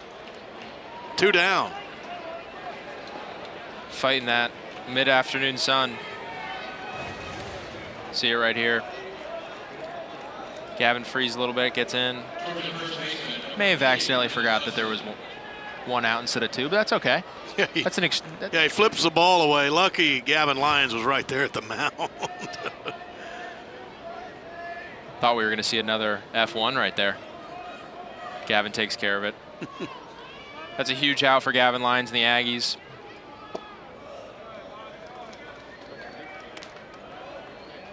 On the flip side, if you're Georgia, you're really hoping you could have that bat back and get a ball in play early.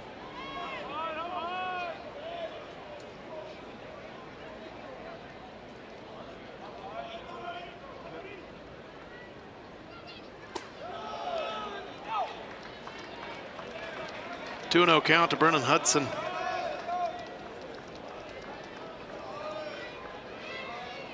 Brennan Hudson's going to be getting his A swing off here if we got a heater in the zone, I'll tell you that. This guy hasn't gotten cheated yet today. He takes his A swing.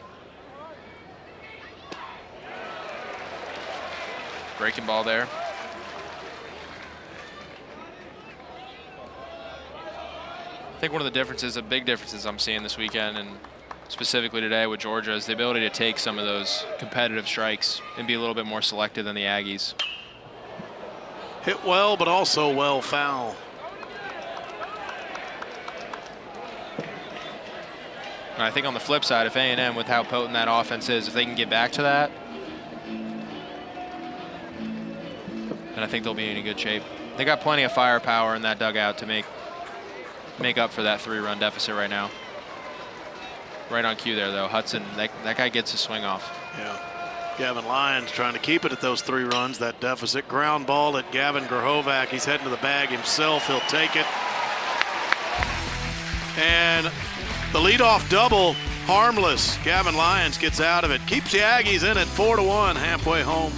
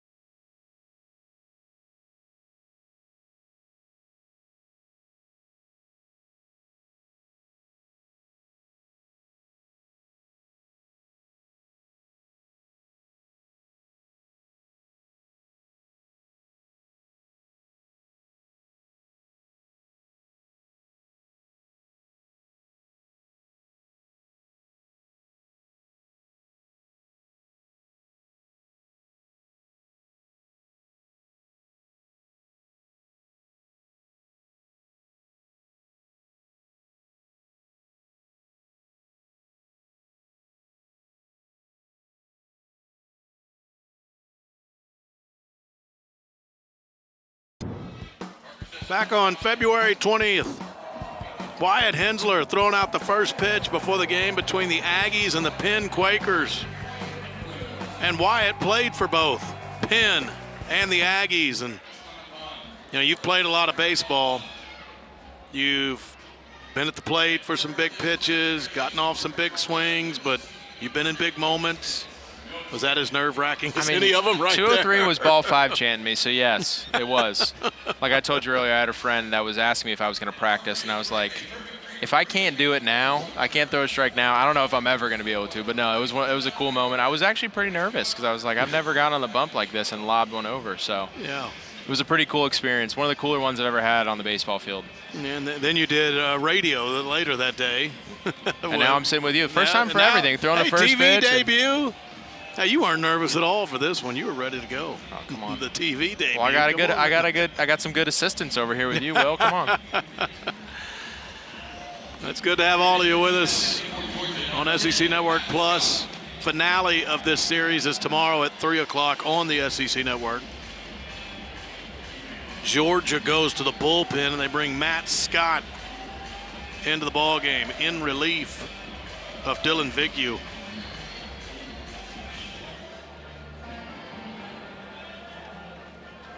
Vignew will go 4 and turn it over to Scott. Opponent's batting average against Scott, 208. Scott's made 2 starts, and this will be his 3rd appearance in relief. 12 total innings pitched. Top of the order for A&M to face the new pitcher, Gavin Grahovac at the plate, 0 for 2, a ground out to third base and a strikeout swinging upstairs on the first offer. Vignew in the 4 innings, he'll allow 3 hits and the 1 earned run. That was back in the 3rd inning when Sorrell doubled off of him and scored Kellner. But otherwise effective. Yeah, he earned that tropical smoothie that I saw him sipping on there. Awesome outing from Vignew. Did his job, used his pitches to his best. Yeah, there he is right there. I'm sure that's a cool feeling as a pitcher.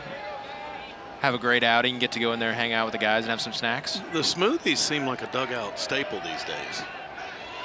I was never able to handle. Oh, that's ripped down the line. Gavin Grahovac's got extra bases. Leads off the bottom of the 5th with a double.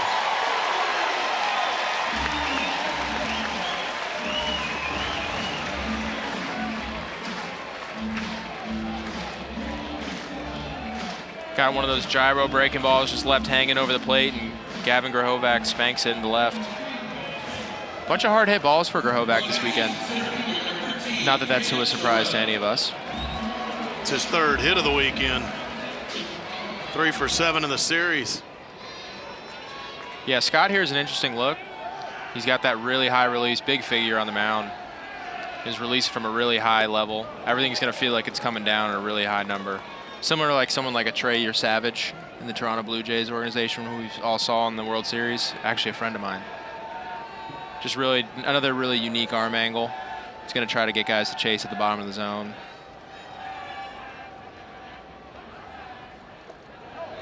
Low pitch to Sorrell to create a 1-1 count. Good block Sorrell from Jackson. doubled his last time up. This is one of those guys, too, with the guy behind the plate like Jackson. He's going to be on his alert. Matt Scott's going to try to work that north-south, try to get chase to the top and bottom of the zone.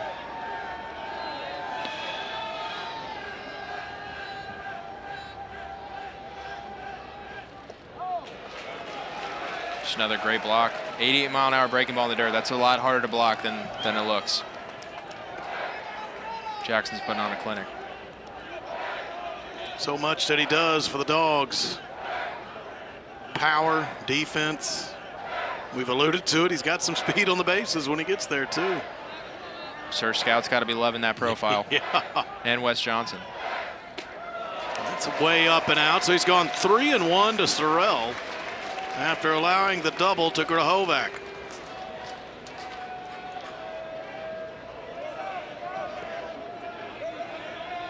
See if Sorrell can let one loose here. Scott's got to work back in this count.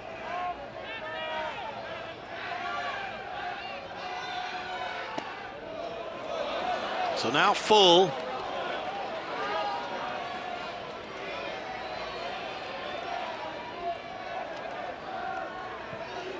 That's the one of Sorrell. You're kind of giving up on it. Feels like it's holding the plane a lot better with that high release. Close ball. Hit that hard, but right at Trey Phelps. Phelps knocked it down and is able to gather it and throw out Sorrell. Stung it well. It does move Grahovac to 3rd.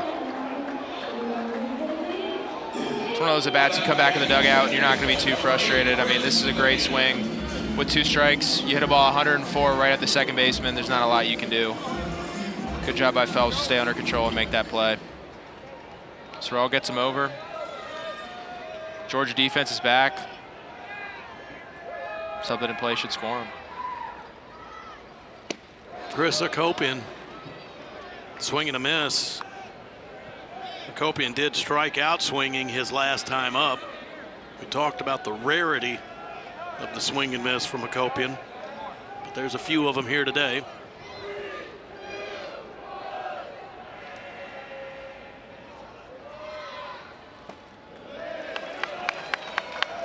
The Georgia staff is really trying to attack Hakopian with these hard breaking balls down in the dirt. They don't seem super confident they can get a fastball by him. But Chris has shown today he can chase a little bit on that breaking ball, so I think they're going to stick with it, especially here trying to get a strikeout with a guy on third and less than 2 outs. Again, low and away.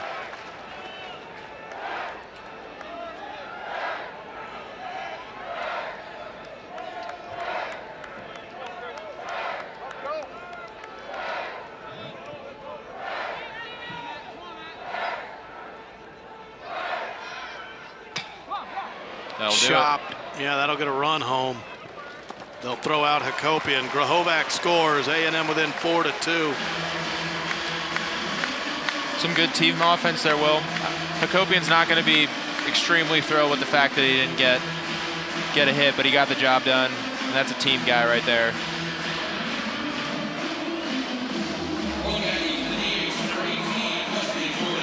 Chris is a great leader in that room, that locker room. I've heard awesome things about it, and in the time I've spent around him, he's a perfect addition for that Aggie lineup, even beyond the fact that that's a future first rounder right there. Top 20 prospect, I believe, this year. Oh, yeah. Just a great makeup, great dude. And he's wearing a great number, if you ask me. Like we said, passing the torch. He's one of a few in this lineup that could be a first rounder. Out ahead of them. 1-1 count now to Wesley Jordan. So A&M, their run in the third. Sorrell a double, drives home Kellner here in the fifth. Grahovac a double, and then ground outs by Sorrell and Hakopian move him to third, then home. Second run of the game. Aggies trailing 4-2, still very much in it. Aggies were behind 3-0 after 2.5 innings. Staying within striking distance. Off the end of the bat of Wesley Jordan, so a 2-2 count now. Still a really tight game here in the middle. 4-2 in the fifth. Feels like there's been some slow moments, but you're 2 big swings away from a tie game. So let's see if the Aggies can get it going with 2. They've struggled a little bit with 2 outs this weekend, but a good inning they've put together here so far.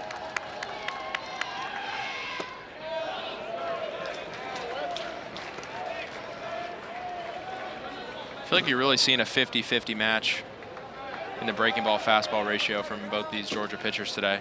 Just relying on the fastball breaking ball, but it's been effective.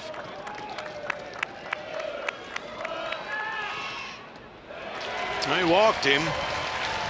So the Aggies trying to start something up new after Hakopian's chopped ground ball scored Grahovac. Bases went empty. You get a 2-out walk to Jordan, and Jake Dewar coming to the plate, who's 2 for 2 in the game, and Dewar is 3 for 5 in the series. Already his 11th multi-hit game of the year with the 2 singles today. This is the guy you want up today. He's been the hot bat, 2 backside line drives.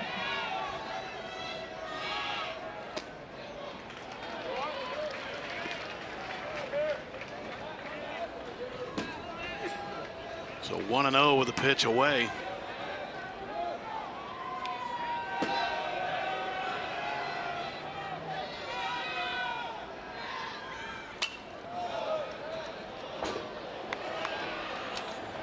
Challenges him with the heater there. Scott's got an impressive fastball. It seems like it's getting on hitters pretty well. Big frame, really good extension. It's going to get on you quick.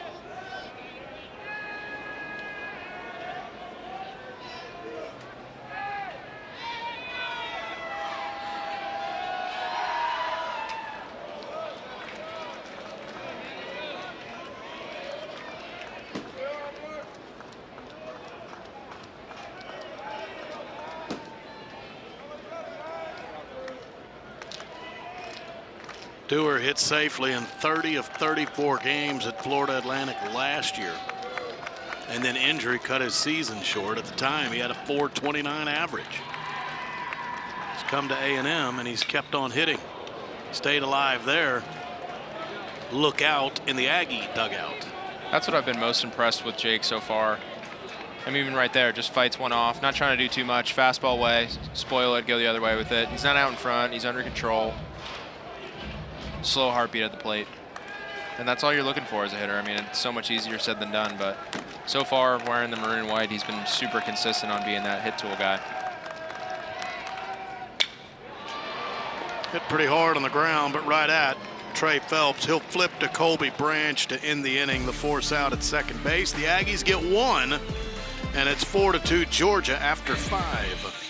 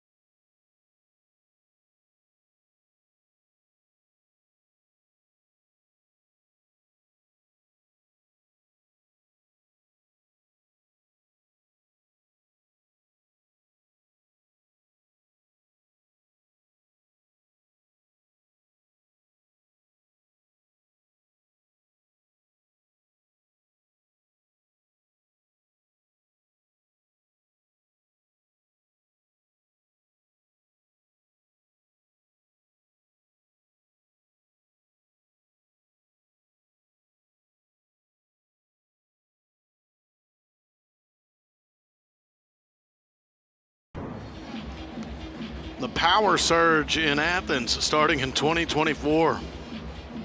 Look at the dogs leaving the yard. 2024, that was the year Charlie Condon broke the single-season home run record at Georgia. He actually broke the record here at Bluebell Park. And the dogs have kept on swinging since. I think he got into the 30 mark, 35 or yeah, 36. Yeah. It's not a bad year. And then he was well into the 60s for his career, held the Georgia mark for career homers as well. He broke both records on the same swing here in College Station in 2024. I remember that being a pretty crazy series. 9-8 in the first inning of the one game. Charlie Condon and the Rockies organization, you might see him with the big club at some point this season. The ball was flying around that year, if I remember correctly. We got Jack Caglione, I think, also had 30-something that year. Getting into the 30 home run mark in a 70-game schedule is pretty impressive if you ask me. That pace that you keep up, it's just incredible. I mean, A&M no stranger to leaving the yard. You played with Jace Laviolette last year. And last season, he broke Texas A&M's career. I think it was against Kentucky. Record mark. It was. Jace Laviolette, a first-round draft pick, now with the Cleveland Guardians organization. Tell you what, watching him and Sorrell and Gavin take BP together last year was a humbling moment. Watch those guys hit BP. Flicking balls out to the opposite gap. It's a good piece of hit. Jody Oriarch. He's had a heck of a weekend. He didn't start last night. He came into the game late. Hit a home run last night. He's hit a home run today. He's got a base hit right there. 3 hits for Oriarch in this series. 2 of them have left the yard.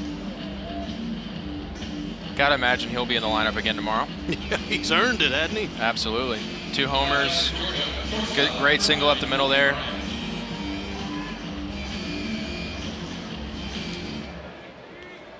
Georgia did not get the leadoff runner on in any of the first 4 innings. They did so they've done so here in the last 2 innings.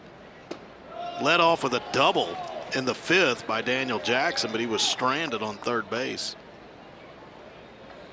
Gavin Lyons will have to work through the lead single by Oriach. Colby Branch at the plate. He's got one of the solo home runs for Georgia. He's also walked today.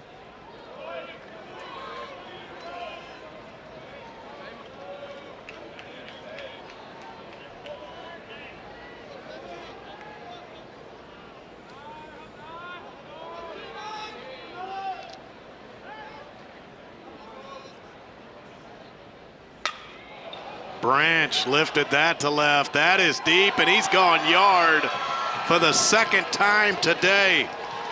Before that, it was 4 solo shots for the Dogs. Branch, a 2-run homer to left. Georgia ups the lead to 6-2.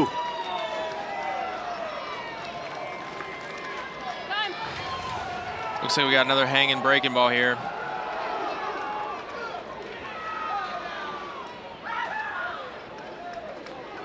Can't tell if that was a backup breaking ball or a changeup. 81 miles an hour from Gavin Lyons. Just something soft, unfortunately, hanging over the middle. Colby Branch took advantage of it.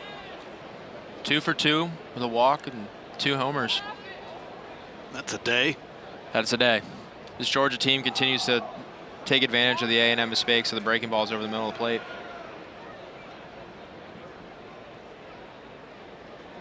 Jake Dewar get hit in the head out here, Will?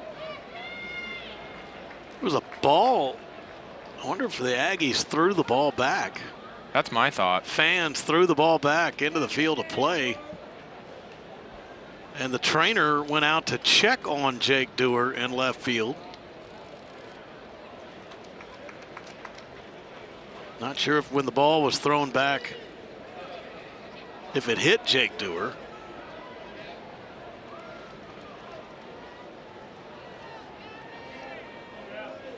Strange turn of events there, but it's 6-2 Georgia. Kenny Ishikawa at the plate.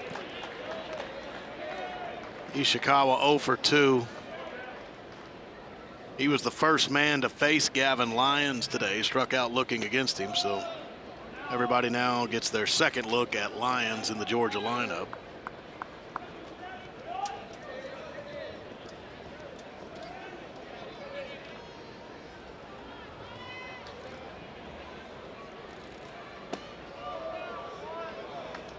Not sure we've seen Gavin Lyons get much higher than 50 pitches in relief, especially with him going a lot of the midweeks too. I think we got someone getting hot in the bullpen. Can't tell from here though, Will.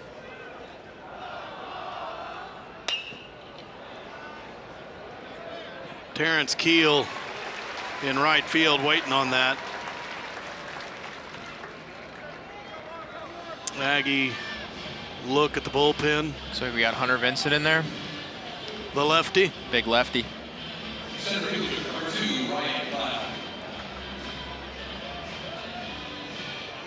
He's going to be an impressive freshman. Big lefty with some juice. Had a little bit of a freak injury early in the year, which set him back a little bit, but. Ryan Black joins the hit parade, and that is gone. 6 homers today by Georgia. 5 of them solo shots. Like we were talking about earlier, Ryan Black's got some pop in that bat, especially the pull side. Pretty looking lefty swing, and he's able to drive it out into section 12. Just a fastball, pretty middle there, Will. Gavin's going to want to have that one back.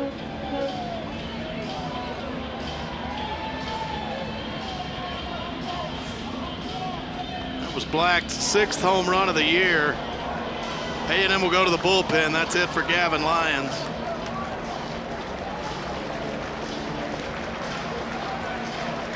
Two home runs this inning for Georgia. 2-run shot by Colby Branch, solo homer by Ryan Black. All Dogs, top of the 6th right now.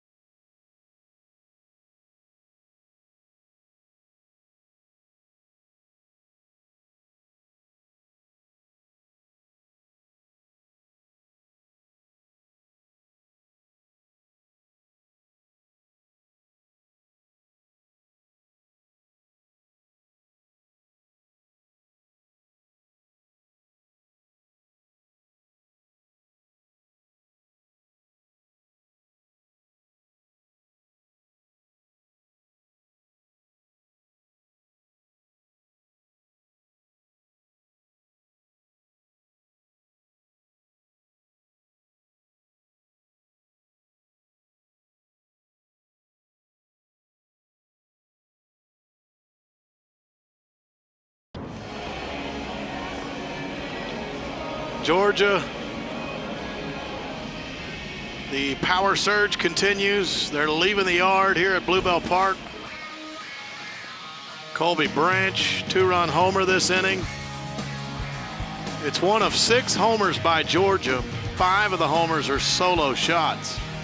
Branch, a 2-run homer earlier in the inning, and then just a moment ago, Ryan Black. They get back to the solo shots.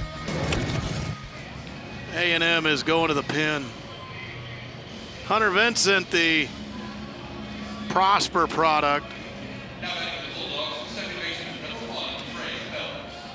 Going to make his 5th appearance in the maroon and white uniform.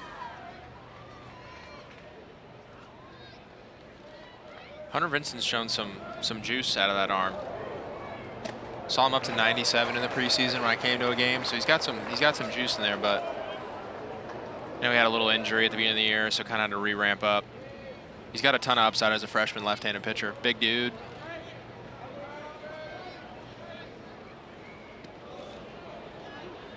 Strikeout rate pretty incredible coming out of high school from Prosper. Had 120 Ks as a senior there. He was dominant throughout the playoffs as Prosper went to the state semifinals in Class 6A Division I. He made 4 playoff starts and only allowed 3 hits. Clearly has the track record.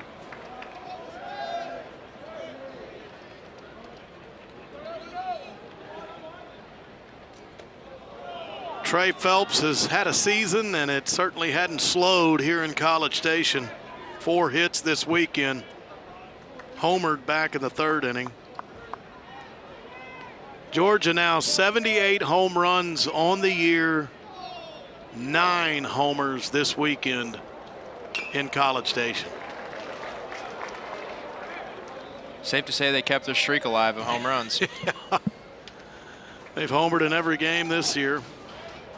I know the wind's blown out today, but I'm not sure any of those were measly home runs. A lot of hard hit balls. And it's really just, most of them, unfortunately, are for A&M's sake, or Hagen breaking balls. Hit advantage counts. So Georgia's been able to take advantage. They're taking the buffer zone strikes and doing damage on the ones over the middle of the plate. And that's been the story of today.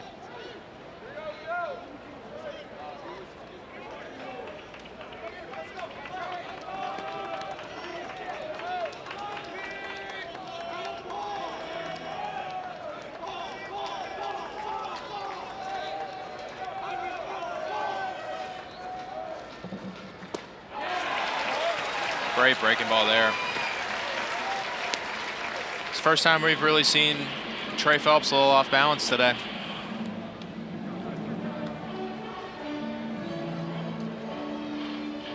Goes back with his own scouting report for O'Shaughnessy, who waits on deck. O'Shaughnessy will come to the plate after Daniel Jackson. Yeah, even what you're seeing there with Phelps going back into the dugout, especially with a young pitcher like Hunter Vincent, there's just not a ton of scouting report out there. So you're really going to rely on your other teammates passing along some information, you know, what they're seeing. So sometimes with pitchers that have been pitching a lot, like someone like Weston Moss, you're probably not going to pass as much. You faced him last year.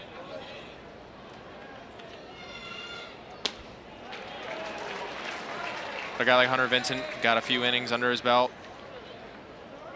Not a lot of eyes on him yet. But moving forward, especially with his Aggie bullpen right now, he's going to have to keep taking steps forward as a go-to lefty. He's got the stuff to do it well. I was looking back at Georgia here. They've got the 6 home runs today. That matches a season high for them. They hit 6 against Samford on February 22nd. There's quite a few games going down the list in which they've hit 5 homers.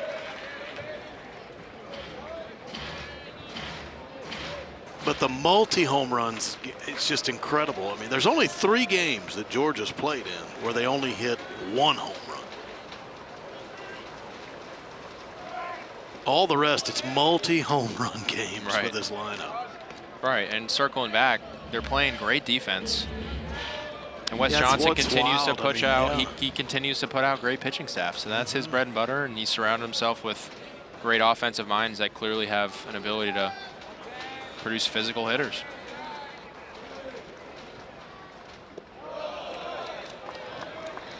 Daniel Jackson draws a 1-out walk.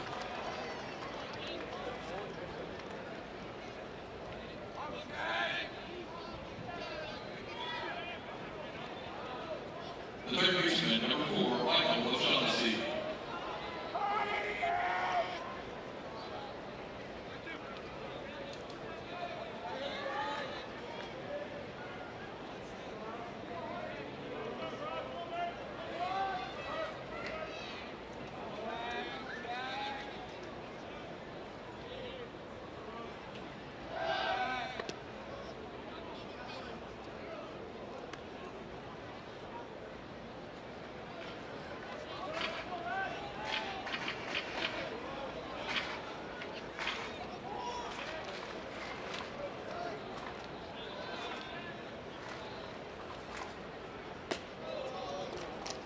Not a whole lot of action on the bases this weekend, Will.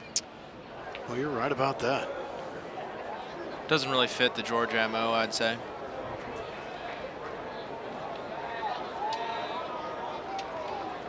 Trying to look at both sides here. A&M has tried a stolen base this weekend. They were good on it. That was by Gavin Grahovac. I don't even think there was a throw on that one either. There wasn't.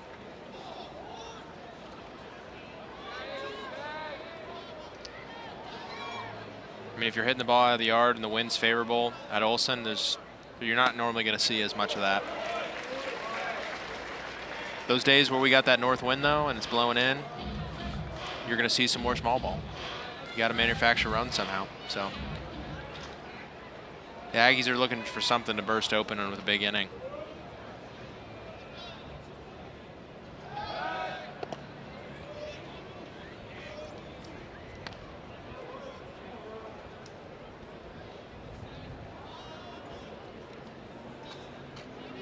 Yeah, and I don't have Georgia trying a stolen base this weekend.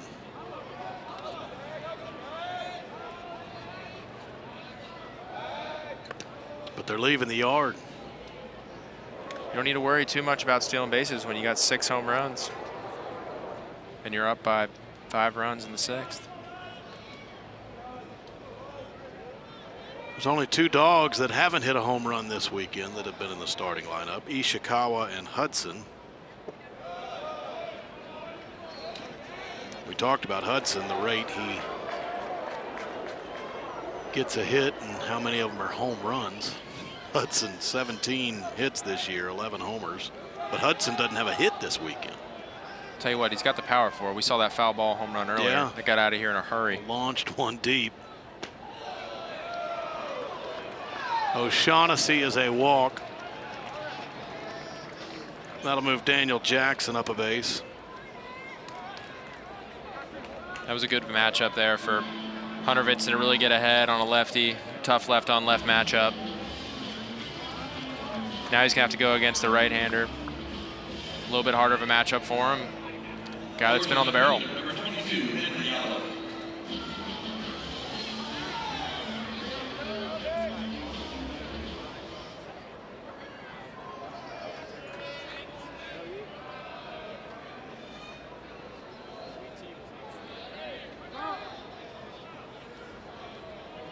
Jason Kelly coming out of the A&M dugout. Benson came in, got a big strikeout of Trey Phelps, and then walked Jackson and O'Shaughnessy. Another pretty normal mound visit here.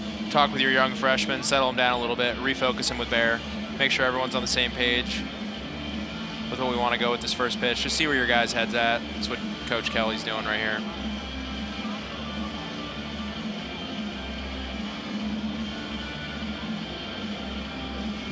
You got a young guy with a few innings under his belt. You're really just trying to focus him back in. He's one pitch away from getting the Aggies back in the dugout with a chance to score some runs.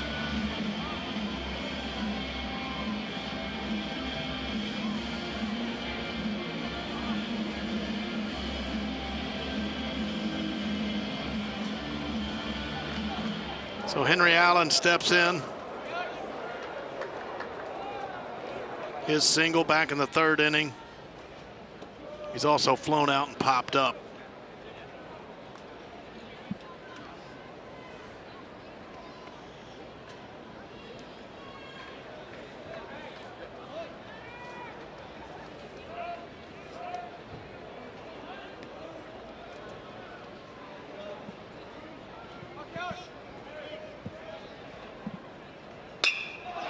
Liner to left, base hit.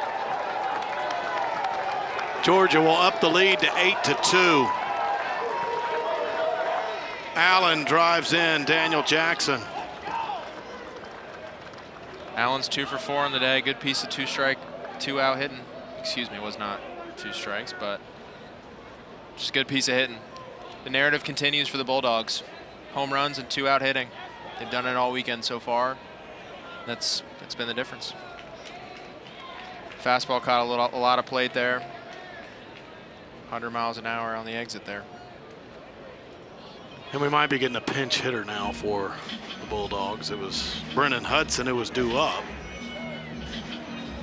Wes Johnson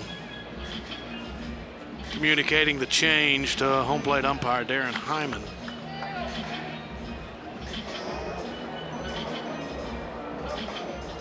It will be Bryce Callaway at the plate. Number 11, Bryce Callaway.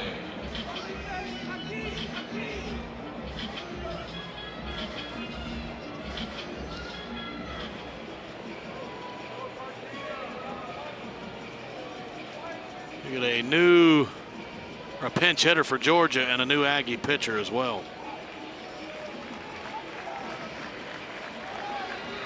So we'll make the changes and we'll come on back.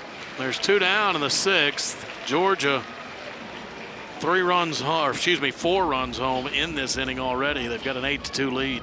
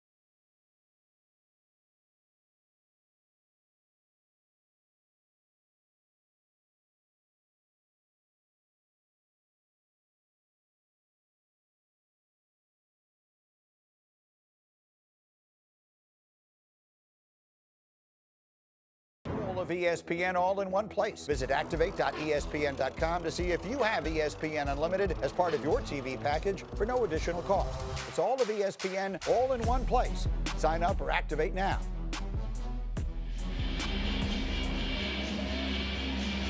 We bring it back to Bluebell Park.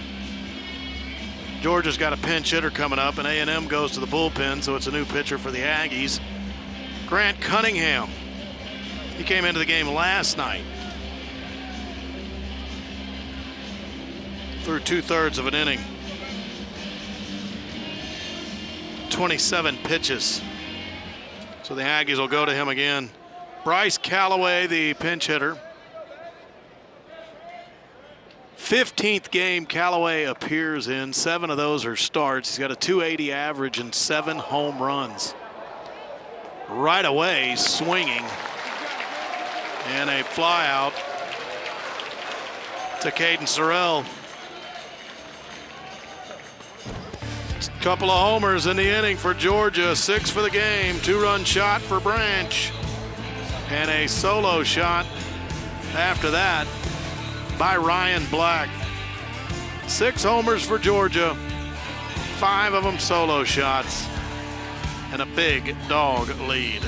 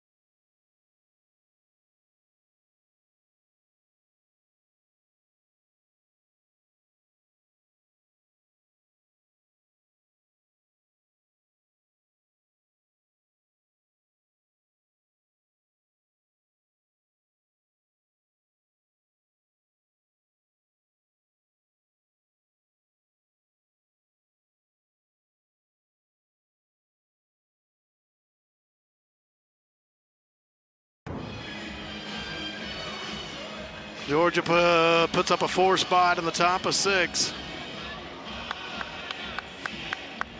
Biggest inning of the game. 4-2 Georgia after 5, and then they put up that 4 spot.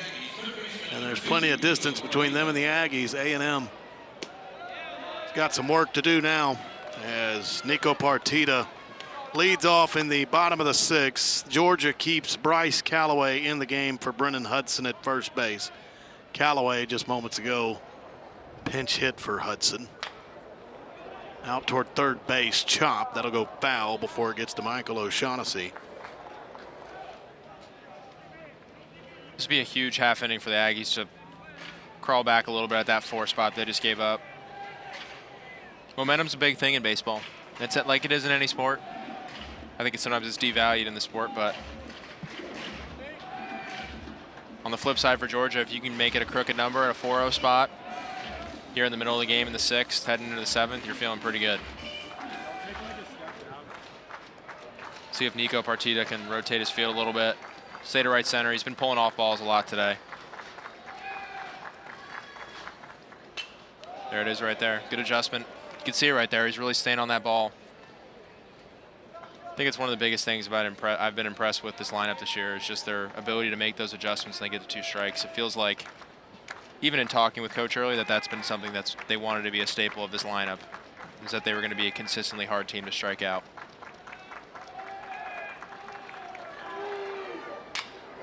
Partita hit hard, lands in front of Ryan Black. It's a really mature a bat from a freshman. You know, get exposed a little bit early, then dig in with 2 strikes. You can see him actively switching his approach. He's able to use the big part of the field and still manage to hit it 105 up the middle. You see the talent. Those newcomers that have come in. Not a lot of people know about Partita's arm, too. Oh. I mean, that's still a guy that Coach Hurley hasn't wrote off the chance of him pitching. Been into the upper 90s on the mound, 98 or 99, I believe. Hadn't seen his arm on the mound, but some of those throws from third base, you get a good readout on it. They have been impressive.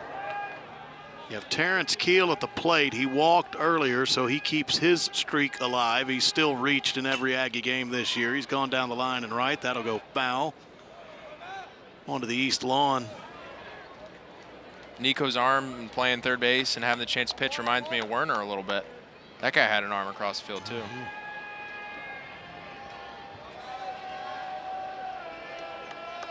Hard to take the bat out of Nico's hand, though, and switch some of his priorities around. Right.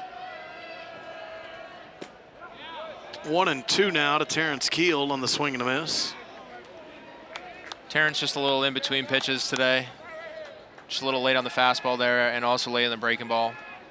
usually just a little bit of a sign that you're in between pitches. Just got to reestablish his visuals and really try to stay in the middle of the field, beyond that fastball and adjust. A&M has put the leadoff hitter on in 3 straight innings now. Did it with a single by Dewar in the 4th, didn't bring him home. Double by Grahovac in the 5th, he did score. And now you lead off this inning with Partita, a base knock. 2-2 to Keel. So full count now. It's a really good take from TK. Really hard pitch to lay off there. That high release breaking ball feels like it's coming from so high up. Jumps down late. 1 pitch away from finishing a great at bat. Hit right at Phelps and quick enough where they will be able to turn 2.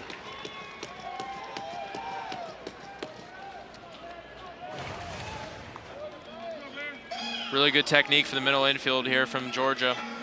Great pace from Phelps, knowing who's running with TK. Easy transfer, easy throw. Callaway throws it around. It's the 3rd double play turned this weekend by Georgia. The Aggies have really been struggling to get the ball off the ground this weekend. I mean, these pitchers that have been throwing are guys that's going to happen with, but even looking at yesterday and today, not saying we want to be missing in the air necessarily, but especially on these generous hitting days, it'd be nice to see some balls elevated a little bit.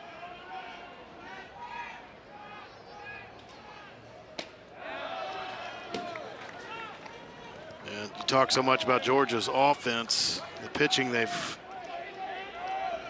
come at the Aggies this weekend. It's been pretty impressive. Justin Bird out of the bullpen yesterday, 4 1/3 scoreless. He was terrific. Joey Volchko, the starter yesterday, struggled for the Dogs. But then Bird came in, 4 1/3 scoreless, and Caden Aoki, 2 scoreless. And that really silenced the Aggie bats yesterday. Dylan Vignew, the start today for the Dogs, 4 innings, a run. It's been Matt Scott since.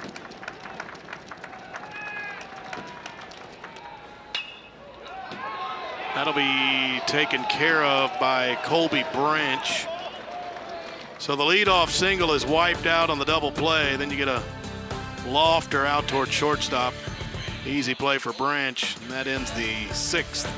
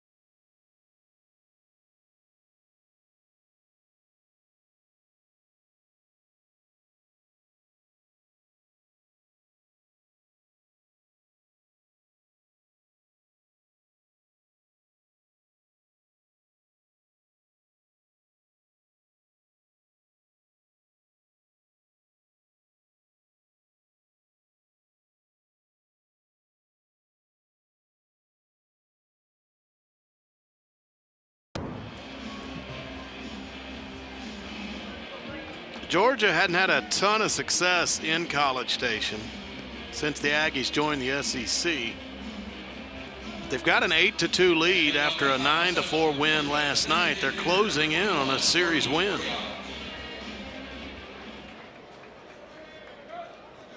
We've gone to the late innings.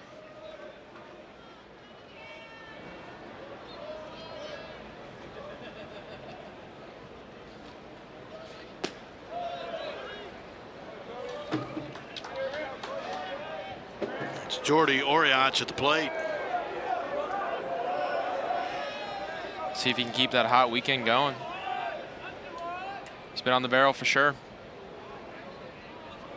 3 for, well, excuse me, swing. 3 for 4 on the weekend with 2 homers. Hard hit single.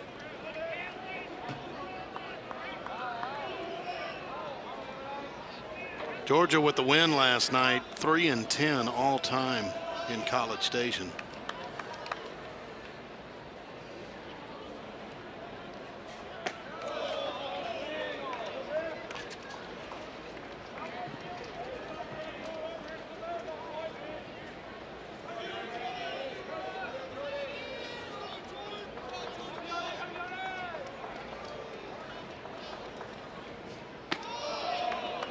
Breaking ball stayed up, so 3 balls and a strike to Jordy Oriach.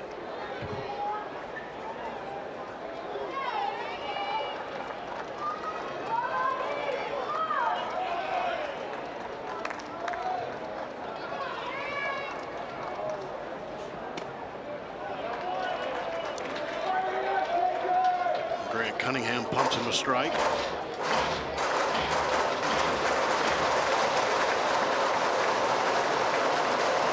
See Grant work some down in the zone here. Just another pitch. And just another Oriach hit. Yep. Just another pitch that unfortunately hangs over the middle for the Aggies, and Oriach continues. Right here, this gets a pretty good amount of the plate.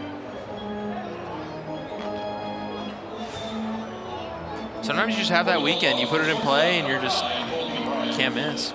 And when it is like that, you're not thinking about anything else. You're just trying to enjoy it while it lasts. This game's too hard for that to last. So, tell you what, he's had an impressive 5 at-bats for this weekend. Yeah. Got to cherish him. 4 for 5 over the weekend, Oriach. 2 homers. See if they can turn it. Aggies with a chance to turn to double play. Kelder to Akopian to Grahovac. That was off the bat of Colby Branch, who's got 2 home runs in this game, but 2 outs with 1 swing there. Really, really good technique from Partita. Double play that really just starts with a really clean throw to their second baseman. Makes it easy for Chris Akopian to make a simple transfer and throw to first. Great for Grant Cunningham, too. Last at bat, fell behind the count, gave up a 2-strike hit, gets in there and gets that double play ball. Races that man on.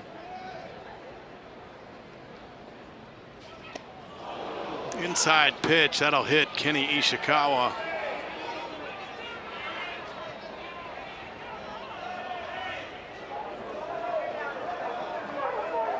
Looked like it got him in the knee. That's not a fun spot to get hit. You want a little more look. padding, don't you? Yeah, that's right below it, I think. Yeah. Ishikawa becomes a 2-out base runner. Gave Grant Cunningham a nice stare after that one. Nice slow walk over to first. That's one you got to walk off. That's a stinger.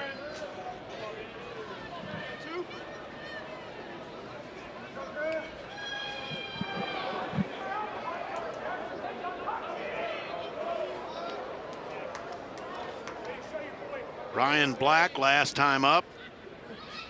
Home run over the right center field wall.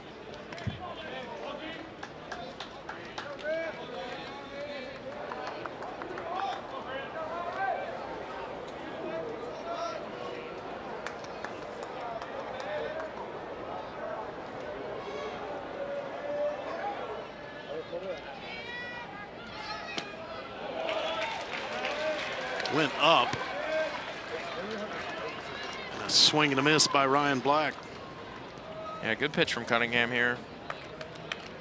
Faced him a bunch in our scrimmages last year. Likes to really work that cut fastball and slider off it. Especially with lefties, the difference for him is really going to be able to stick it inside. You're seeing that run right there. Try to get someone to get jammed on an inside pitch with that cutter, that cut fastball.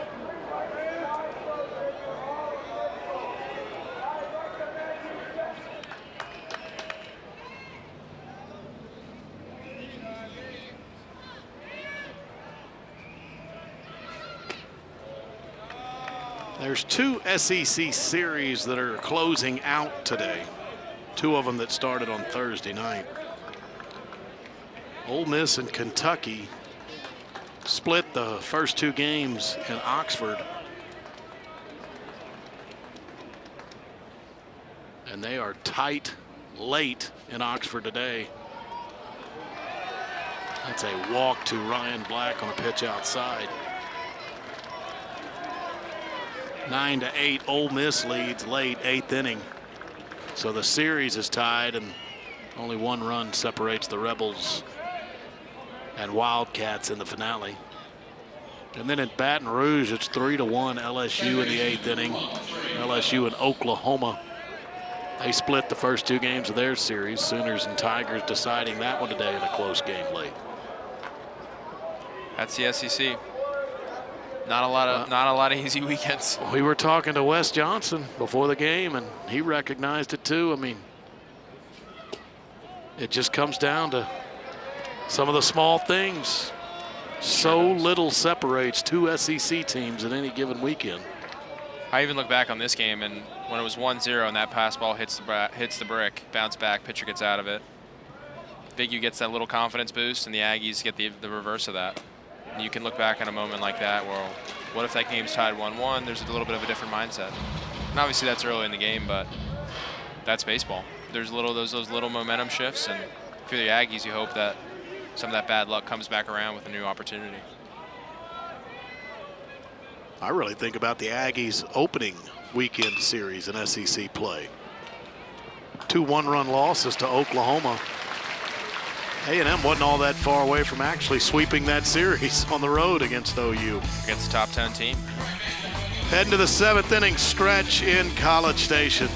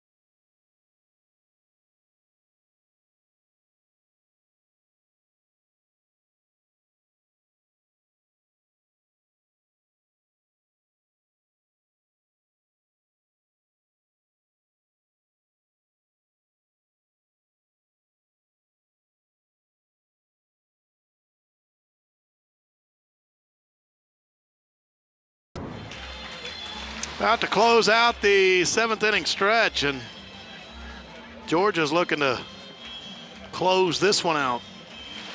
Big 4-run 6th inning. It's a tight game after 5. Georgia puts up the 4 spot in the 6th.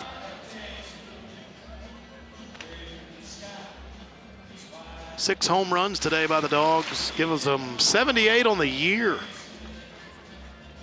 The nation's leader as a team in home runs, and they have not slowed down in College Station. It's 9 homers on the weekend for the Dogs. Still got another game to go tomorrow, 3 o'clock, first pitch on the SEC Network.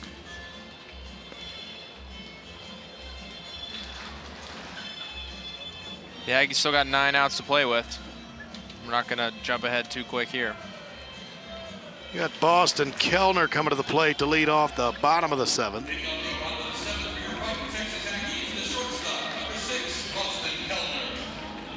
Huge leadoff at bat here for Boston Kellner. Be a huge leadoff guy to have on as we flip the order. Grahovac's been all over the ball.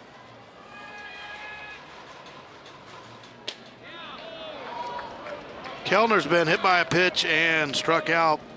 Scored the first run of the game for the Aggies after he was hit by a pitch in the third inning.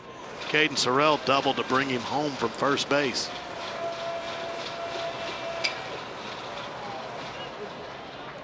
Georgia pitchers have been really good at establishing that fastball earlier in the counts. An Aggie team, an Aggie identity that's really consistently taking first pitches. It's one of the philosophies. You see more pitches, you got a better chance getting on base. Feels like Georgia's taking advantage of that and going to breaking balls after that. And there's a little bit of that timid swing we're seeing there from Boston. Matt Scott gets a strikeout of Boston Kellner as Scott works into his third inning of relief now.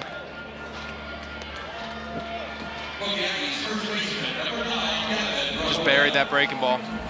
It's a good pitch. Like I said, it's that really high release point. Feels like the ball is coming at a really steep angle, and that gyro breaking ball feels like it's just picking up so much speed on the way down. It's hard to lay off.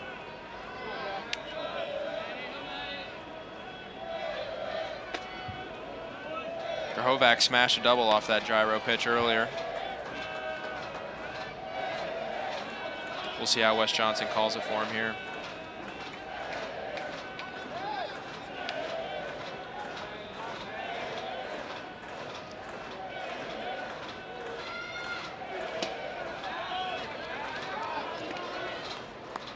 One and one now. Grahovac 3 for 7 in the series.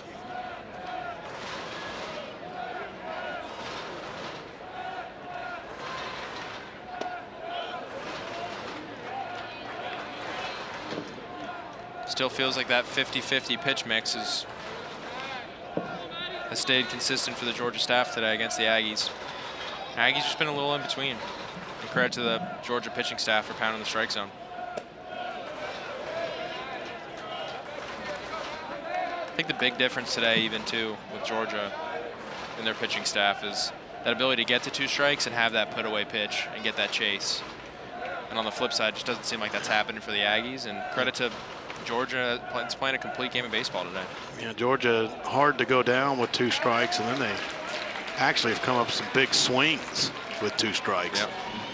Grahovac a 1-out walk, so the Aggies have a base runner, and Caden Sorrell coming to the plate.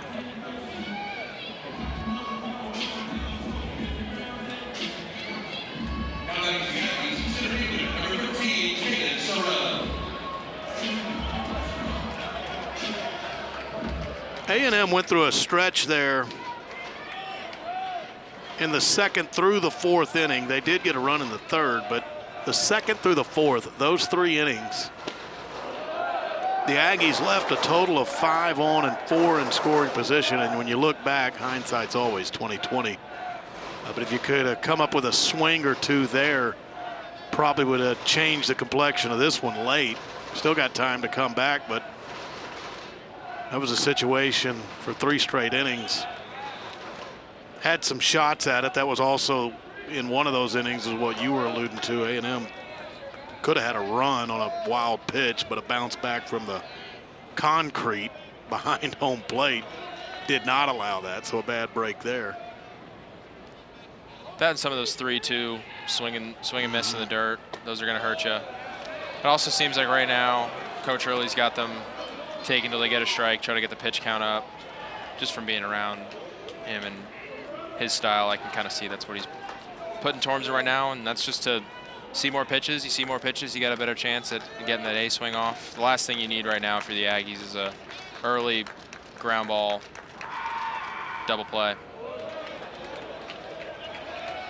So Sorrell looked at that pitch down and in the dirt, 2-2. Like even that right there, for example, I think Georgia's done a great job of getting to 2 strikes quick and then throw those chase pitches and see if they can get someone to bite. Right there, great take by Sorrell. But now you got yourself in a 2-2 count. You still got plenty of room on that staff's end.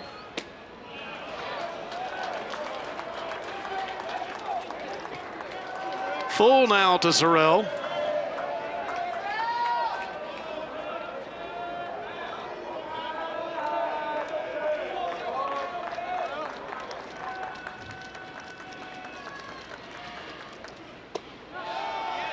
Rung him up. Caden Sorrell thought he'd drawn a walk, but it's a call, strike 3. Let's take a look here. Look pretty close from up here.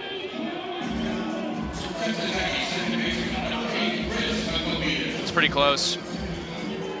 It's one of those buffer pitches. Feels like it can go either way. Today, mostly been going the Georgia way. Been playing complete baseball. So 2 outs, Chris Hakopian to the plate.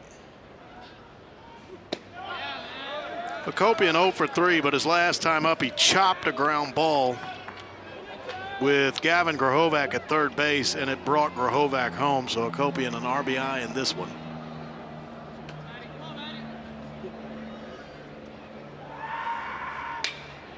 Ripped up the middle, base hit. Feels like you can't hit that, keep that guy hitless over a game. He's gonna make his adjustments. Feel like he'd be getting breaking ball to death all game, and right there gets one over the middle of the plate. Goes right back to what we talked about, what Coach Early said about Chris and his ability to take notes throughout the game and make the necessary adjustments. Did it right there. So it gives the Aggies a couple of base runners. Wesley Jordan at the plate.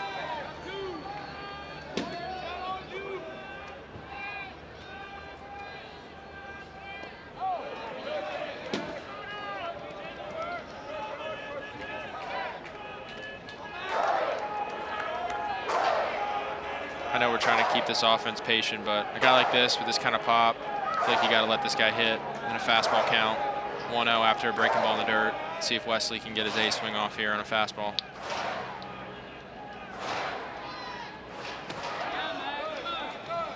Caught the outer half. That's the one for the Aggies. I'd like to see them get a swing off. I mean, easy to make a guess from up here, I know, but just seemed like a good fastball count, an opportunity from a guy you've already seen once, one of your veteran bats up.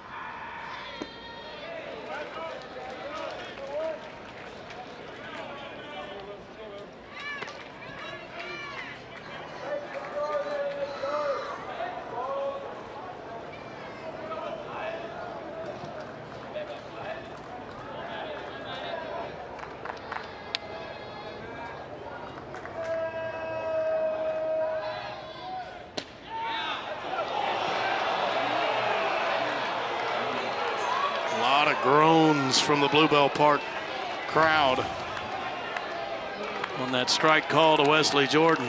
No, that was low. I'm definitely going to have to side with the Aggie faithful on that one. Wow. That is down. Wesley Jordan had a tough pitch call last night, too. Yeah, he did. Looked like he had drawn a walk on a pitch up and away, but it was a called strike on him. Later in the bat, he would strike out. It's 2 days in a row, a tough call on Wesley Jordan.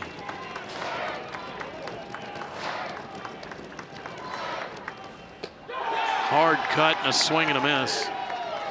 That will close out the 7th, send us to the 8th.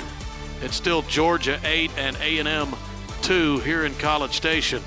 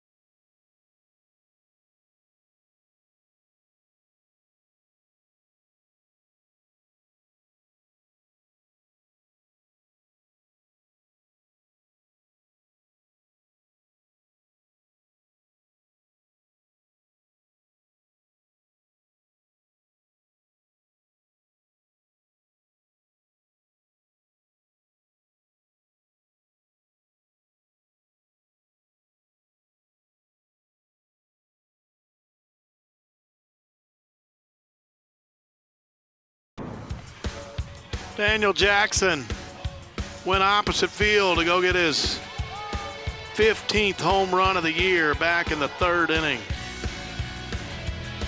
One of the nation's best sluggers. He's got 38 RBIs on the season. He came into today with a .944 slugging percentage. The homer's not going to hurt that either. I think the most impressive thing for me today even is I haven't even seen him pull off on a single ball. He's driven the ball the other way. Just seems like he's comfortable taking what the game gives him. Slow mover. Just seems very under control.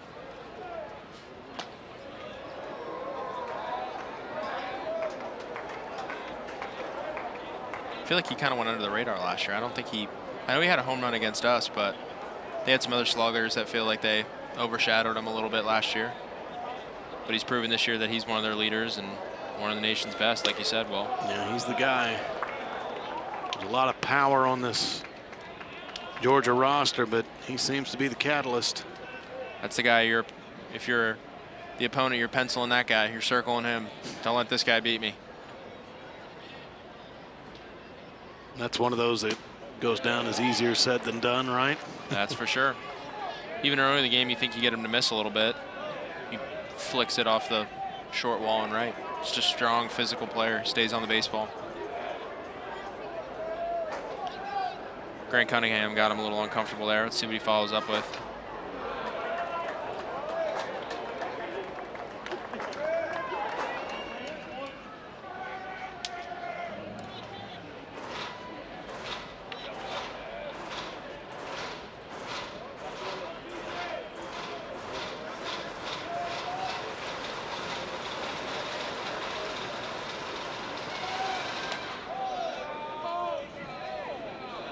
Full count now to Jackson.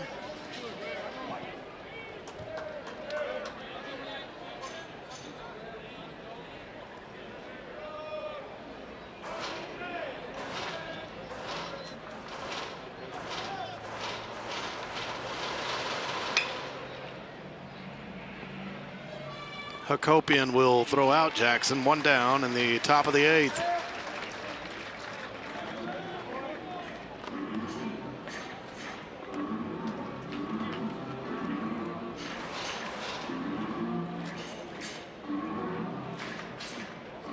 Bulldogs third baseman number 4, Michael O'Shaughnessy.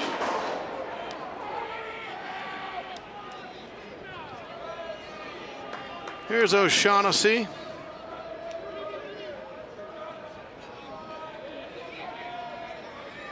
Only 7 Ks so far for this Georgia lineup today. I feel like they made those adjustments from yesterday.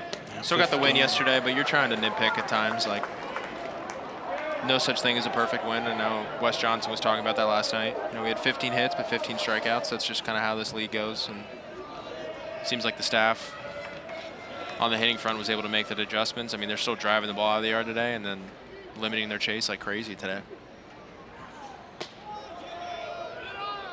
Yeah, in that nitpicking department, you know, they had the 15 hits and the 15 strikeouts. They also left 15 on base last night. Now, they did score some runs and had a lot of hits. That's a byproduct of it. You will leave some on. But I'm sure Wes Johnson doesn't want to see 15 runners left on again, nor does he want to see the 15 Ks. Absolutely. But at the same time, you're really only concerned with that win column at the end of the day. And that's what he made sure to, you know, let us know. Which at the end of the day, that's all you're trying to do. Put up the right Corkin number and leave there with a win. And if you're a Georgia team coming in here with the chance to win the series for the first time in College Station and in front of the biggest crowd you've been in all year with a team littered of portal guys that are playing in environments like this for the first time, it's a big series win if that's what they leave here with. So still a lot of game left. Aggies still got 6 outs to play with. With an offense like theirs, you can't write that off.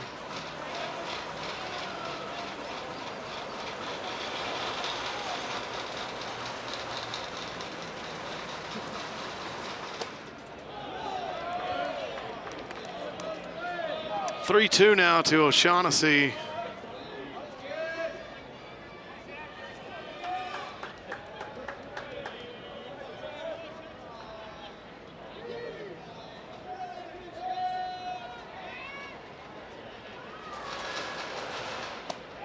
Nice pitch by Grant Cunningham, struck him out. It's been a good 2 innings of relief so far for Cunningham. That is his first strikeout.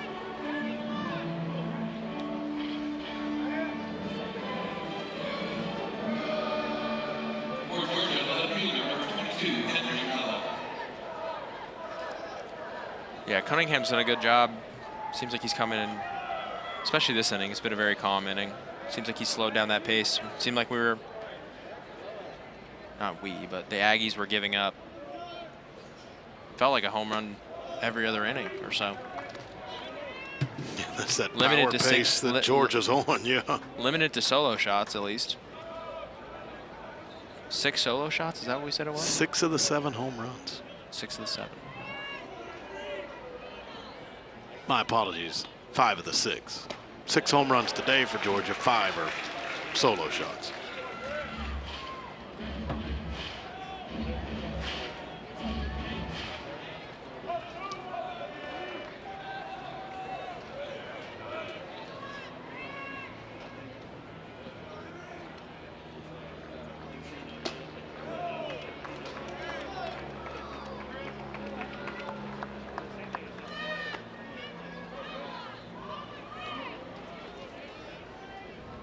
Henry Allen, a couple of hits in this one. RBI single his last time I'm up. He had a 3-run homer in the top of the first last night. Swing and a miss and a 2-2 count. Best breaking ball of the day there for Grant. Really good pitch. See if he can put him away with another one of those hard sliders. 85 miles an hour.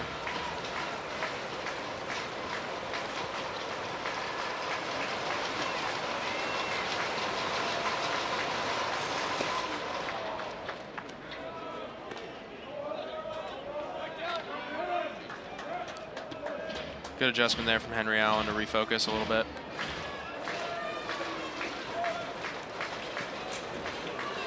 Grant Cunningham 1 pitch away from getting the Aggies back in the dugout.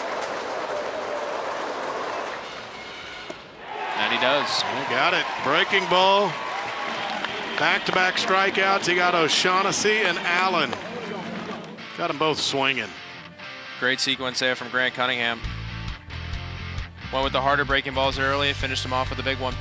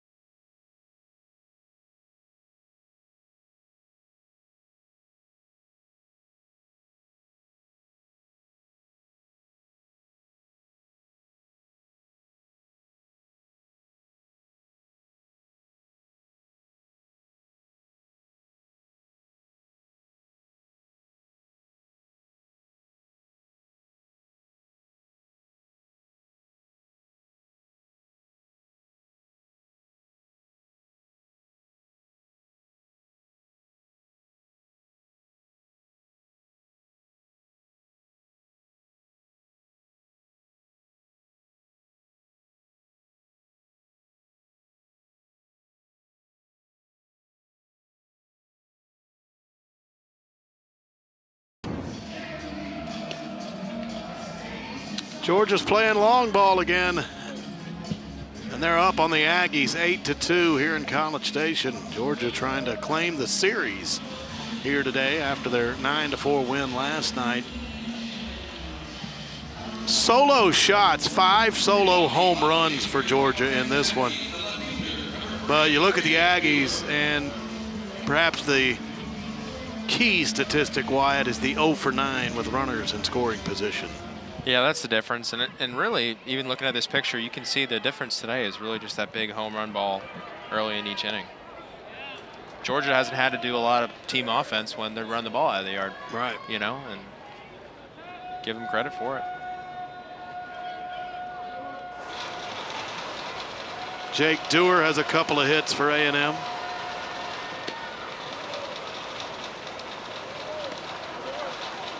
He's been on the barrel today.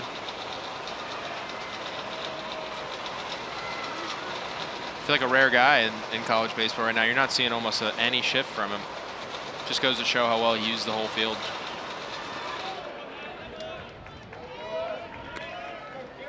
And Dewar has 3 hits in the series.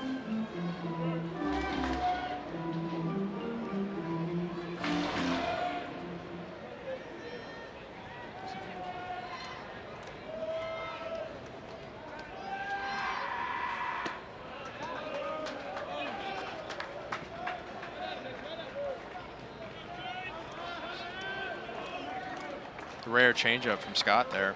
I think that's what that was. And pretty sure Dewar's the only one that's got those today. Pretty right-handed heavy Aggie lineup.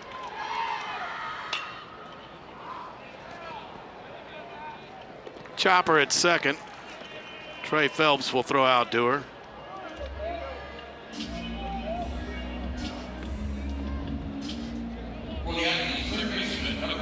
How about Matt Scott today in relief? He's gone a while, hasn't he? It's been awesome. Scott's a Stanford transfer. I believe he's from up north in Connecticut. Connecticut. Yeah. Yeah. One of those cold weather boys. Pitching a little warmth today. Yeah. It's kind of they're close to 90 degrees here in College Station today. I still can't get used to that. A little early for it, isn't it? February felt like May for me. Can't ask for much better weather than this today.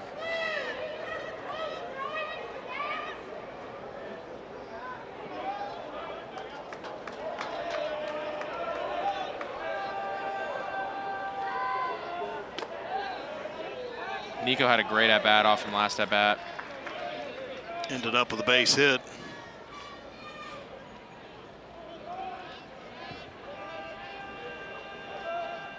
See if he can build off that and get another good swing off.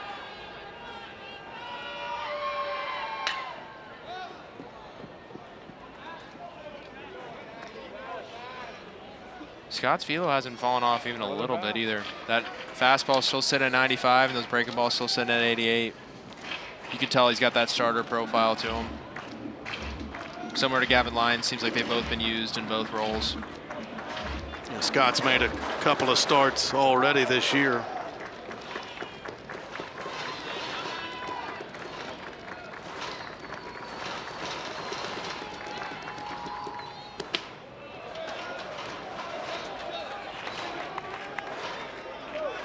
Likely a setup pitch. Like we talked about earlier, he's going to make his living off chases high on fastballs and in the dirt on breaking balls. Right there, went with the high fastball. I'd expect a breaking ball in the dirt here, 3-2. Stick with the fastball. Gets it by him.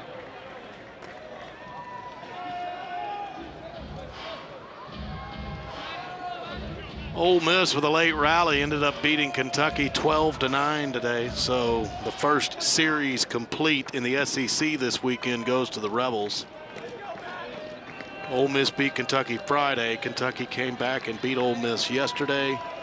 The Rebels win 12-9 today. They claim the series 2-1. That's a nice piece of hitting by Nico Partita the opposite way. Singles in each of his last 2 times to the plate. Both with 2 strikes.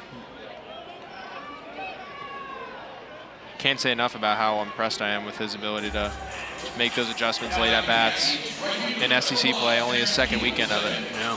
As a freshman. He's got all the tools to keep getting better and better. And with Partita on first, Terrence Keel bats. Really want to see Terrence get back on that fastball, reestablish his approach and plan. I feel like he's just been a little in between most of the day today. A little late on fastballs. A little out in front of breaking balls. And a lot of that starts with just being on time with that fastball and adjusting off it. First meeting we've had in a while. They've been cruising. Yeah. A lot to like about what Matt Scott has done, but Wes Johnson out to visit him. Ole Miss with that series win, they'll go to 3-3 in SEC play after 2 weekends. Kentucky will drop back to 4-2. Kentucky swept Alabama last weekend in Lexington. They dropped the series on the road in Oxford this weekend. A lot of seasons are made in getting into the playoffs in the SEC. If you're in that middle to bottom portion, you're just not getting swept on the road. It's incredibly hard to win on the road with such a home field advantage at each place. And then on the flip side, if you're Georgia, heading into the bottom of the 8th with a chance to win the series in Saturday, you're feeling pretty comfortable. I always say in this league, if you win one on the road, you held serve. You take 2 on the road, that's bonus. 100%. Absolutely. Couldn't agree more. And both coaches alluded to it earlier with us. You know, it's you can't discredit winning on the road in the SEC, even if it's just a game. On the flip side, you feel a lot more pressure to win at home. True. Got to protect that turf. Terrence Keel, center field, tracking over to make the catch. Ryan Black. Didn't get rewarded with a hit there, but that's a much better swing out of TK. It's just kind of where the game hurts you, beats you up mentally sometimes. It feels like you do a lot right. You still come up empty with a hit, without a hit.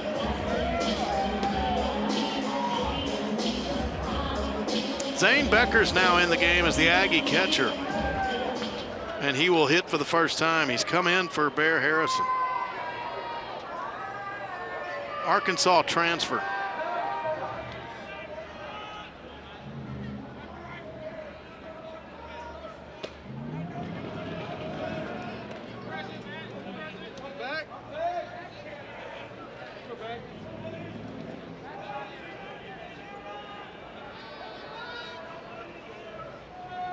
Excited to see a Becker get an at-bat here.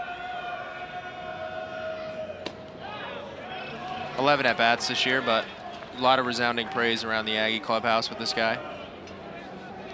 Team favorite for sure.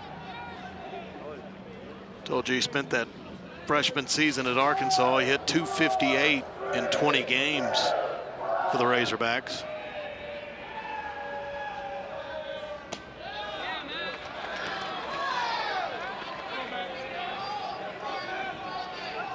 Arkansas's got quite the backstop over there with Helfrich. Rated as one of the better catchers in the league. I'm sure to go along with Daniel Jackson here. We're seeing one of the league's best right here too. Yeah, Jackson. He's got something to say about that. You can say a lot about his bat, like we said, but we've seen maybe 2 balls get by him today, and one of them was in the other batter's box and bounced right back to him. Right on cue there. Nice block of a pitch in the dirt.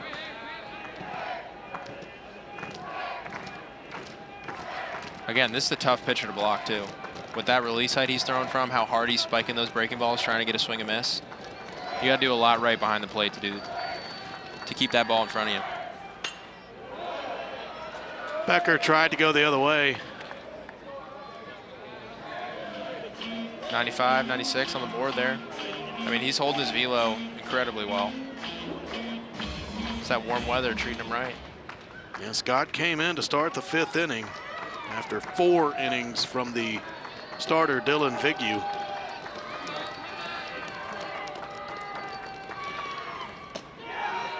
First Aggie he's called out on strikes. First Aggie to face Scott was Grahovac, who doubled off of him, but Scott has been in control ever since that. Dogs in control going to the 9th.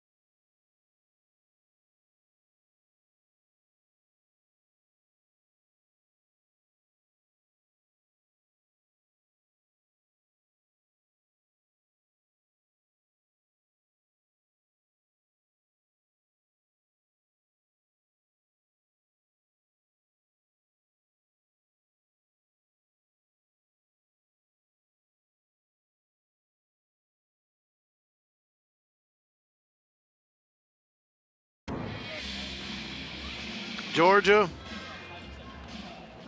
Told you earlier, after last night's win, just 3-10 all time here in College Station.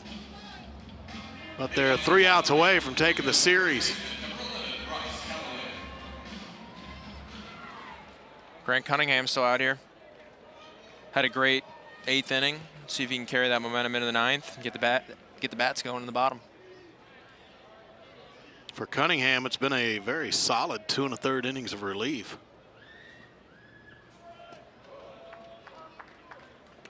Important for Cunningham to get some distance in this relief appearance, save that bullpen for A&M. 1 game to go in this series. Aggies will try to rally in the 9th before you get to that game on Sunday, but still want to be able to fire some bullets before the series is over. Absolutely. I'm sure a guy like Freshcorn, I think he might be getting loose down there. Can't really tell, but that's your best guy in the bullpen. That's your go-to guy. You don't want to have to use him unless it's really securing a win. So obviously the Aggies got some work to do, but starts with Grant Cunningham putting up a 0 in the top of the 9th and getting to the bottom of the 9th with just that 6-run lead. Cunningham is facing Bryce Callaway. Callaway was a pinch hitter in the 6th, and when he was, that's when the Aggies brought Cunningham into the game. So 2nd time Callaway faces Cunningham. In that 6th inning trip to the plate as a pinch hitter versus Cunningham, Callaway flew out to center field.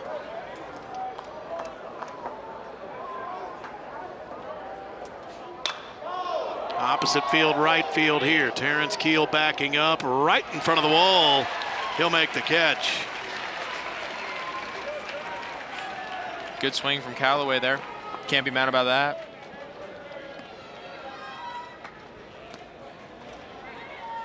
That's someone where you come back and you're not mad in the dugout, but everyone's tapping you up. It was a good swing. It's like, well, could have been just a half-inch better, and it's over the fence. But that's baseball. It's a game of millimeters. Yeah. The smallest difference. And here's the guy with the hot bat. He's found all the inches, millimeters, all of it. Jordy Oriach. What a weekend in College Station. What a day. 2 home runs this weekend for Oriach. He's 4 for 5 in the series. Came off the bench last night, started the day. So today it's a solo home run in the 2nd, single in the 6th, single in the 7th. He's got a ground out today, and that will be another one.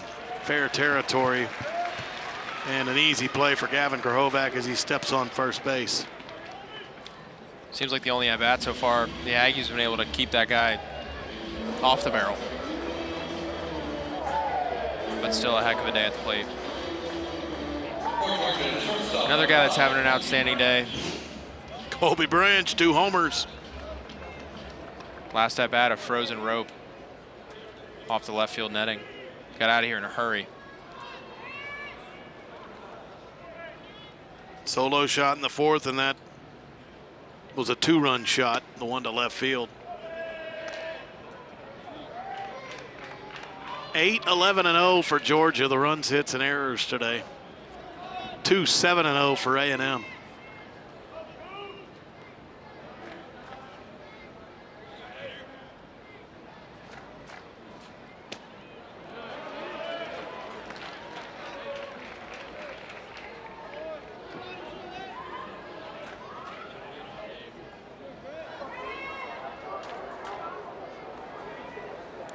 I want to say Colby Branch had a brother or a sibling that played the infield in the SEC, maybe at Oklahoma last year.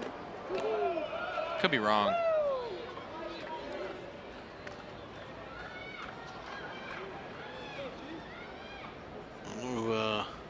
Siblings, mom, dad, he's making them all proud. Well, yeah. Being a part of that power surge in Georgia. Got the home run total up to 12 now. 28 RBIs in the year. That average is climbing back where it normally is for him, right around 300.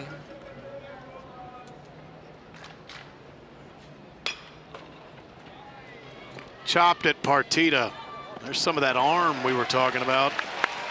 Ripped it across the diamond. So the Aggies down to their last chance. Bottom of the 9th is next.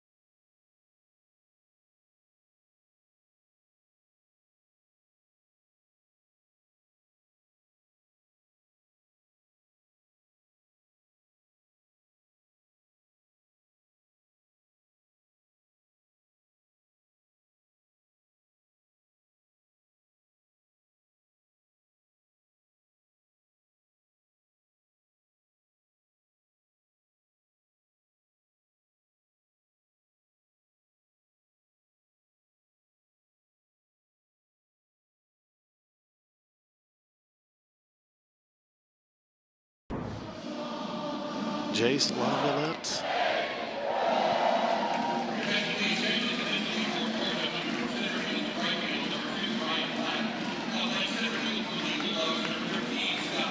Nice.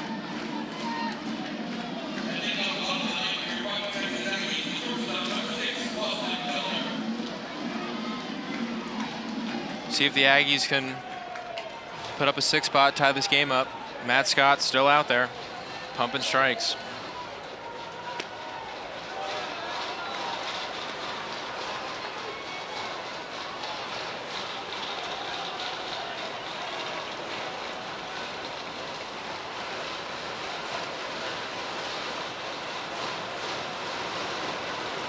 Boston Kellner to lead off the bottom of the 9th.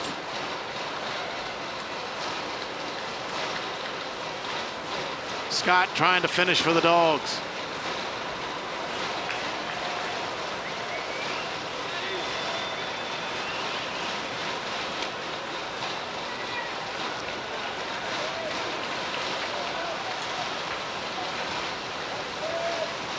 How about pitch 86 coming from Matt Scott in relief? Got to be one of the bright spots for Georgia today. He's got a 2-2 count on Boston Kellner after that swing and a miss. Came on in the 5th and trying to go the rest of the way. Regardless what happens the rest of today. Got him swinging. Regardless what happens the rest of today, you can expect that there's going to be some discussions with the A&M hitters in their hitting meeting tomorrow, just about getting back to their approach of being on time for fastballs again. Feels like they got beat up on breaking balls early and just kind of got away from that. And you're seeing Matt Scott at the end of this game just pound fastballs back. Seems simple, but over the course of a day, you're getting beat up a little bit. The other team is driving the ball out of the yard. You can get away from your plan.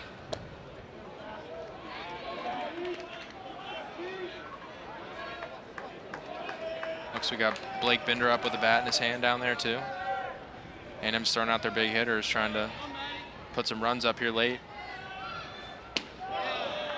Grahovac now with a 1-1 count.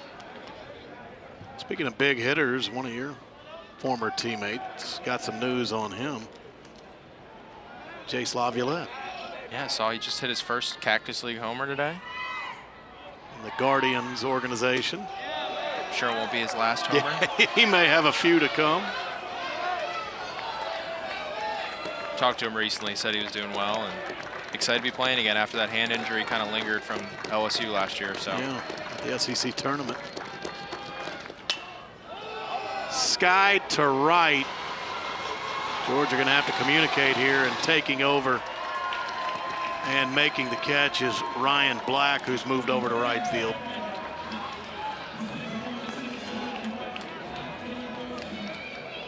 Scott needs one more.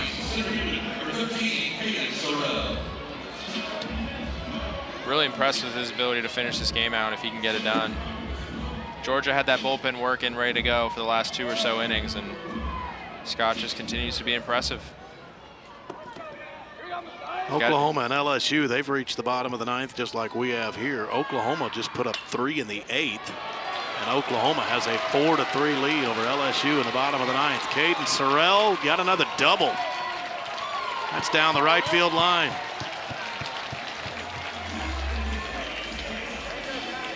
Sorrell even gets beat a little bit there, but still gets it done. Guy's bat is just in the zone forever.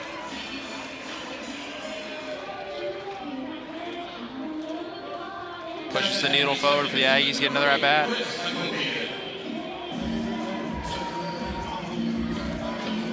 It'll be Chris Akopian.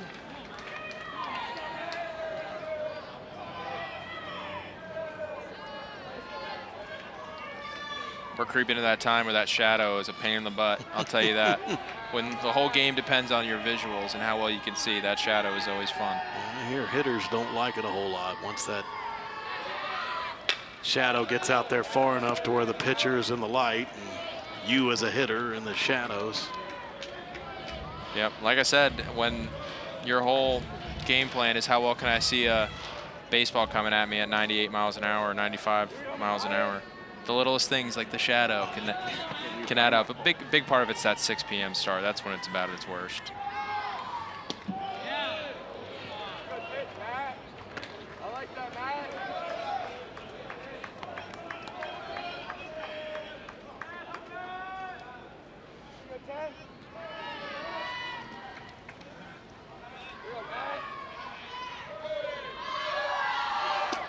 Outside pitch to Okopi, and he laid off of it.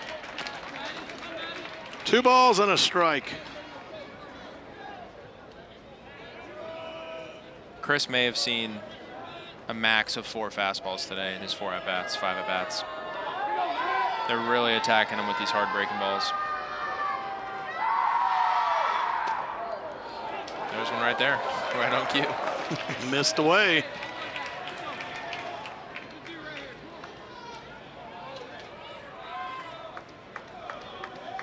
Aggies down their last out, but I'll never write anyone off after that South Carolina series last year. They call it Olsen magic for a reason. And there's 2 aboard with 2 outs.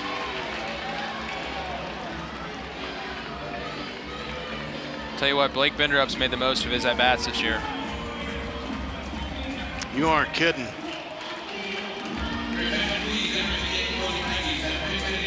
Binderup.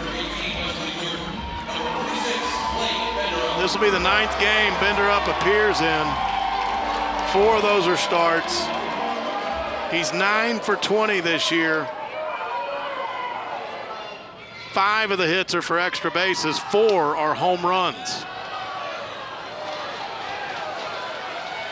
Looked a little in from up here. Well, Blake's not happy about it either. It means he's got to kind of step away, take a deep breath, recompose. Gets back in the box from the right side. Swing and a miss there. It's 0-2.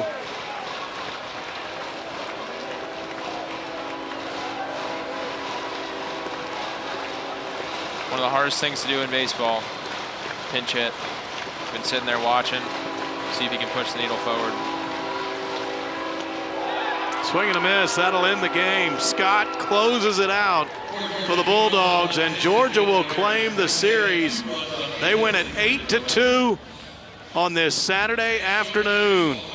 And Wyatt, their power was on display, but some pitching as well too. Vignew threw 4 innings, did all right, but Matt Scott, maybe the story on the mound with his 5 innings of relief. And we saw that perfect fielding percentage again today.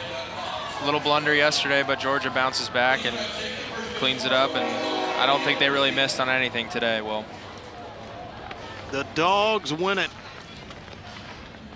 8-2. The finale tomorrow at 3 o'clock on the SEC Network.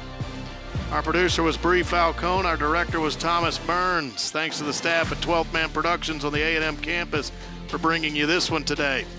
For Wyatt Hensler, I'm Will Johnson saying so long from College Station.